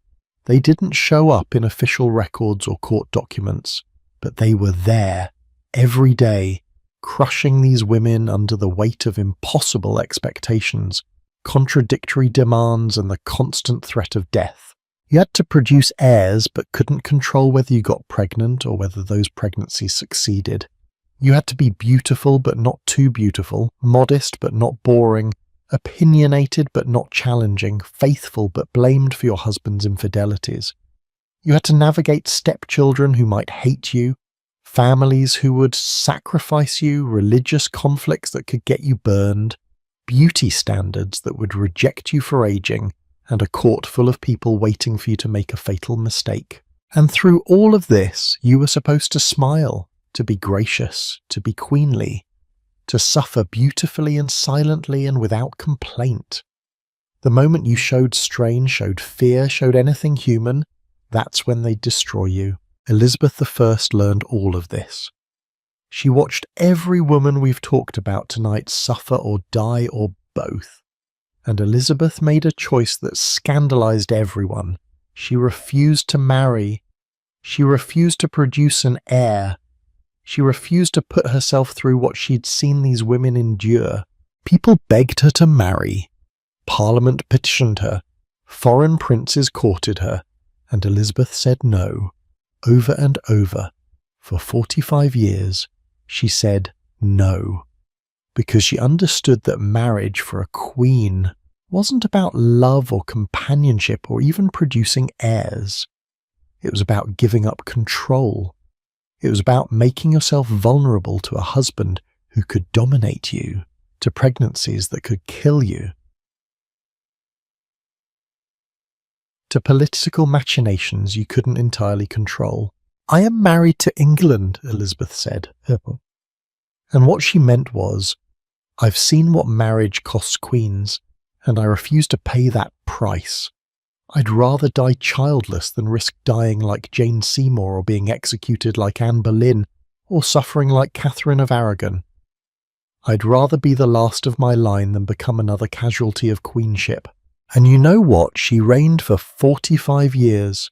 45 years of relative peace and prosperity. The Elizabethan era, the Golden Age, the period when England became a major power. All of it happened because Elizabeth refused to be a traditional queen. Because she learned from the suffering of the women who came before her and said, "Not me. I won't do it. I won't suffer like that." That's the legacy of Tudor queens. Their suffering taught Elizabeth how to survive. Their deaths carved out the space for her to rule differently. Every failure, every tragedy, every soft burden they carried, Elizabeth learned from all of it. And in learning, she became the greatest monarch England had ever seen. So tonight, as you drift off to sleep, remember these women, not just as wives of Henry VIII or queens who failed or succeeded. Remember them as human beings who did their best in an impossible system, who showed courage and intelligence and resilience in the face of crushing pressure, who suffered in silence because speaking out would have killed them faster, who died young, most of them, but who shaped history anyway.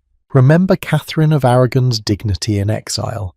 Remember Anne Boleyn's refusal to compromise even facing death. Remember Jane Seymour's brief moment of triumph and tragic end. Remember Anne of Cleves' wisdom in walking away. Remember Catherine Howard's youth and terror. Remember Catherine Parr's intelligence and the price she paid for using it. And remember that their stories aren't just historical curiosities. They're warnings about what happens when women's worth is measured only by their utility, when their bodies become battlegrounds, when their voices are silenced, when their suffering is treated as inevitable rather than intolerable. The soft burdens of Tudor thrones crushed most of the women who bore them, but those women's stories survived. Their suffering wasn't meaningless. It taught the next generation how to refuse the burdens entirely, how to rewrite the rules, how to survive not by being perfect queens, but by refusing to play a rigged game. Thank you for spending these hours with me, walking through palace corridors and birthing chambers and tower cells, listening to stories of women who died centuries ago but whose struggles still echo today. Thank you for bearing witness to their suffering, their strength, their humanity. If you found value in these stories, if they moved you or taught you something or made you think differently about history and power and women's lives, please consider sharing this with others. Leave a comment telling me which queen's story affected you most. Subscribe so you don't miss future journeys into history's hidden corners. These stories matter. These women matter. And keeping their memories alive is the least we can do to honour what they endured. Sleep well, knowing that the queens who suffered in silence have finally been heard. And when you wake, remember, every time we tell these stories, every time we refuse to forget what happened to these women, we're ensuring that their soft burdens weren't carried in vain. Their voices, sanced in life, speak through us now. And that might be the only justice they'll ever receive. But it's something. It's remembrance. It's recognition. It's refusing to let their suffering disappear into the darkness of forgotten history. Good night, and thank you for listening.